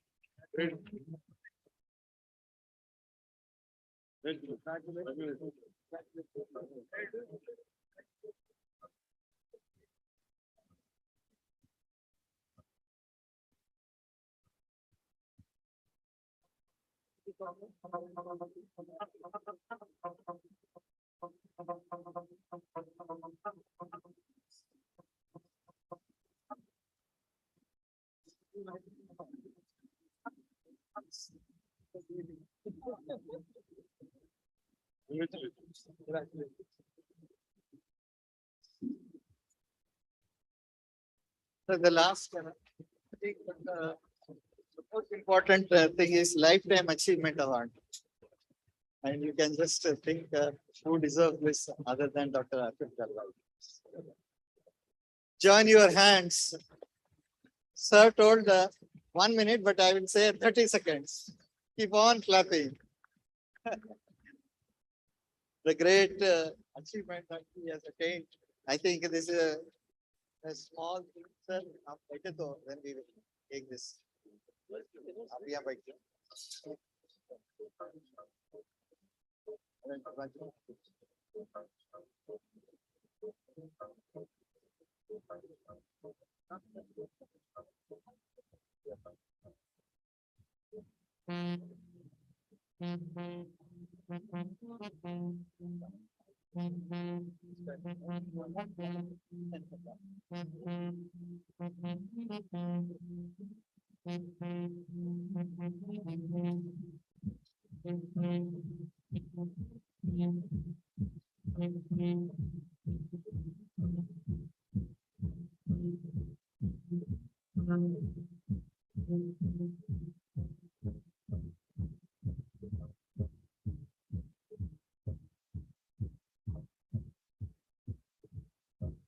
I just take this opportunity to announce lifetime achievement for others who are not there. But sir, in absentia, in your presence, Chairman sir, I'm declaring the lifetime awards to Dr. N. Sitarama. He is a former director of. He is in USA. So Dr. Sitarama, former director of ICAR IIMR. Right today, what you are seeing, sir. He is in USA, and today, if you talk about IIMR, I think he has lots of contributions.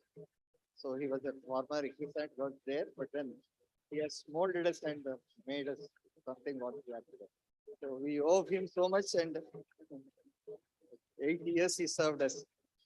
And one more, the next one is Dr. B.P. Bapat, D.R. Bapat, former director of research, MPKV Rahuri. We were telling CSH1, which was released before your Green Revolution. He is the one who took the completely, he's a breeder, but he has taken up the extension in such a way. And the first sweet sorghum hybrid also came through his variety. Then we have Dr. T.V. Haimavati of the PJTASU. She is the former head.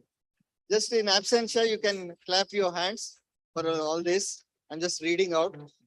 And the last one is Dr. A.K. Srivastava, who happens to be member ASRB and who was in fact very well connected with the millets, and he is the one who integrated composite foods in the form of milk and millets. So that was the first true NDRA. He was the former director of NDRA. So once again, for the last time, clap your hands. We were searching for you. Chef Gunjan Goyla, sir. She missed it, but she's from Delhi. Very enthusiastic for millets, and wherever we go, she will come along with us. He and Manjit Singh.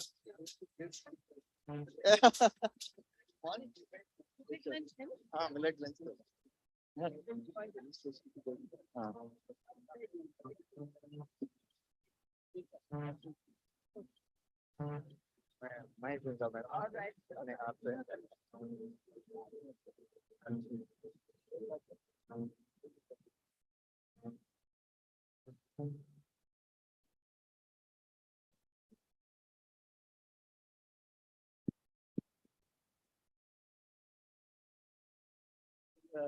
Before we go for the vote of thanks,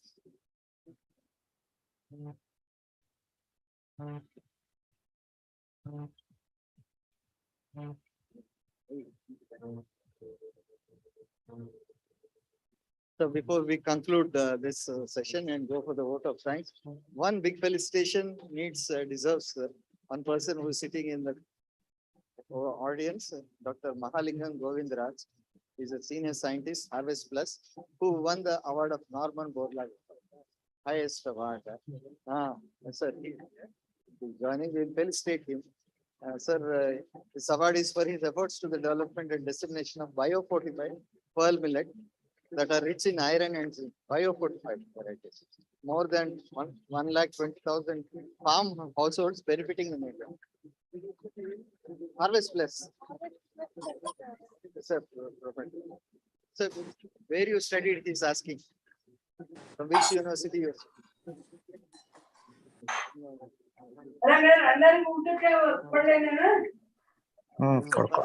It is an honor for us. Please be seated. Felicitation has to be felicitation. Sorry.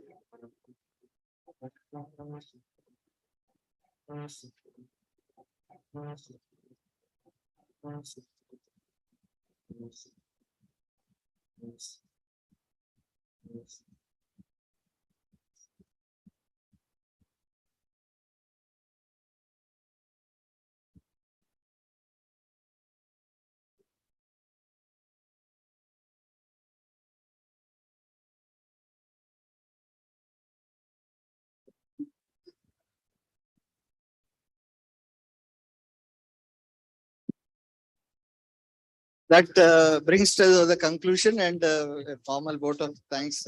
Dr. Stanley we proposed, but before that, just the program is, so we have people are waiting in the exhibition stalls. We'll finish that and after that the press. And the session will continue.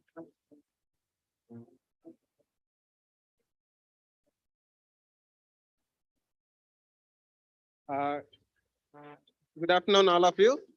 The thing saying is there that things started very rightly will conclude also very perfectly. Though there was slight confusions in the morning, this convention has taken up in this glorious way.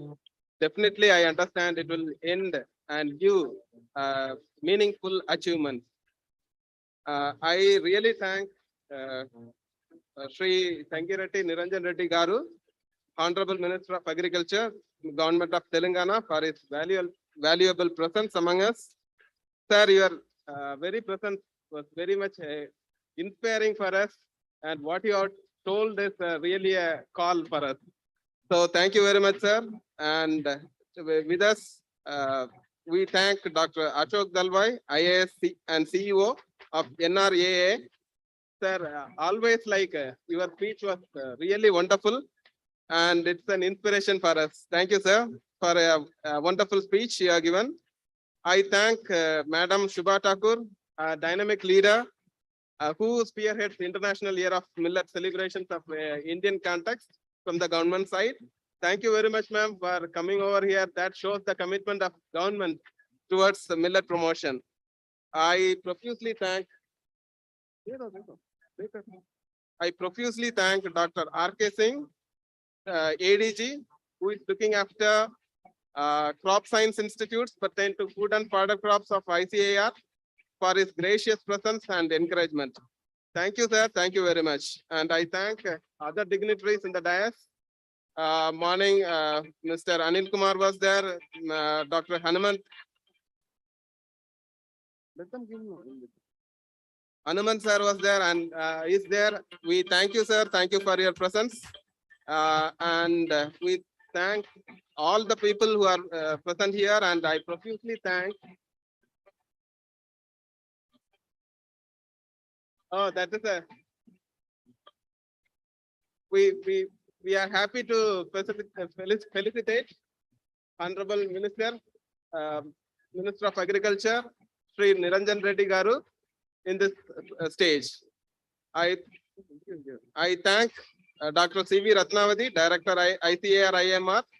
Without her able guidance and encouragements, these many things would have not happened. Thank you very much, ma'am. I thank, not at the least, I thank Dr. Dayakar Rao, CEO, Nutri-Hub, who can rightly said as a millet man of India.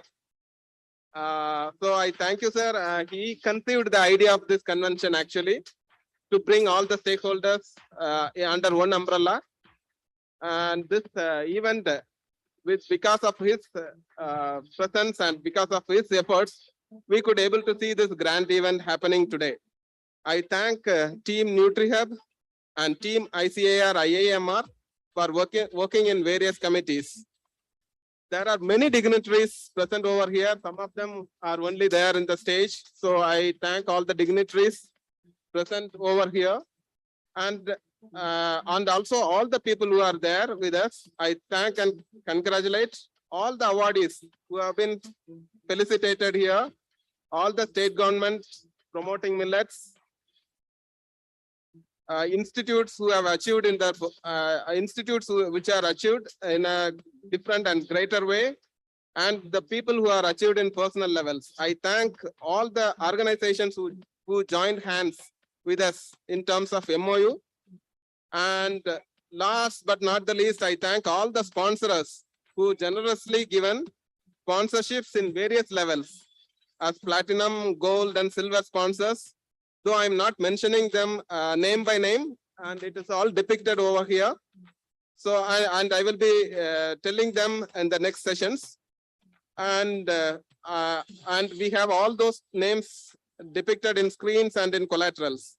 I profusely thank. Well, we are glad to see that Minister himself is facilitating Dayakar sir, Dr. Dayakar, CEO of Nutri-Hub, ICAR, IIMR, who is the hero of this actual convention, who has conceived this convention, who has done all these things, and who has made us to see this event in a great way. And I thank all the exhibitors who have come all the way along from the northern side, from Uttarakhand to southern tip, and also from the east to west. All the exhibitors who are there, they have come to exhibit their hard work, their strategies, and also their products. Some exhibitions you can see from seed companies to millet value-added products, and also from millet value-added machineries to our branding partners. So there is a group of exhibitors over there, and I thank all the exhibitors who have come to exhibit their things. And I thank all the participants who are come here all the way along to participate and deliberate in different sessions. And I thank all the print and electronic media friends, the venue providers, the facilitators, and everyone here who worked behind the screen and make this program to such a glorious level. I thank every one of us and every one of you. I thank you one and all. Thank you.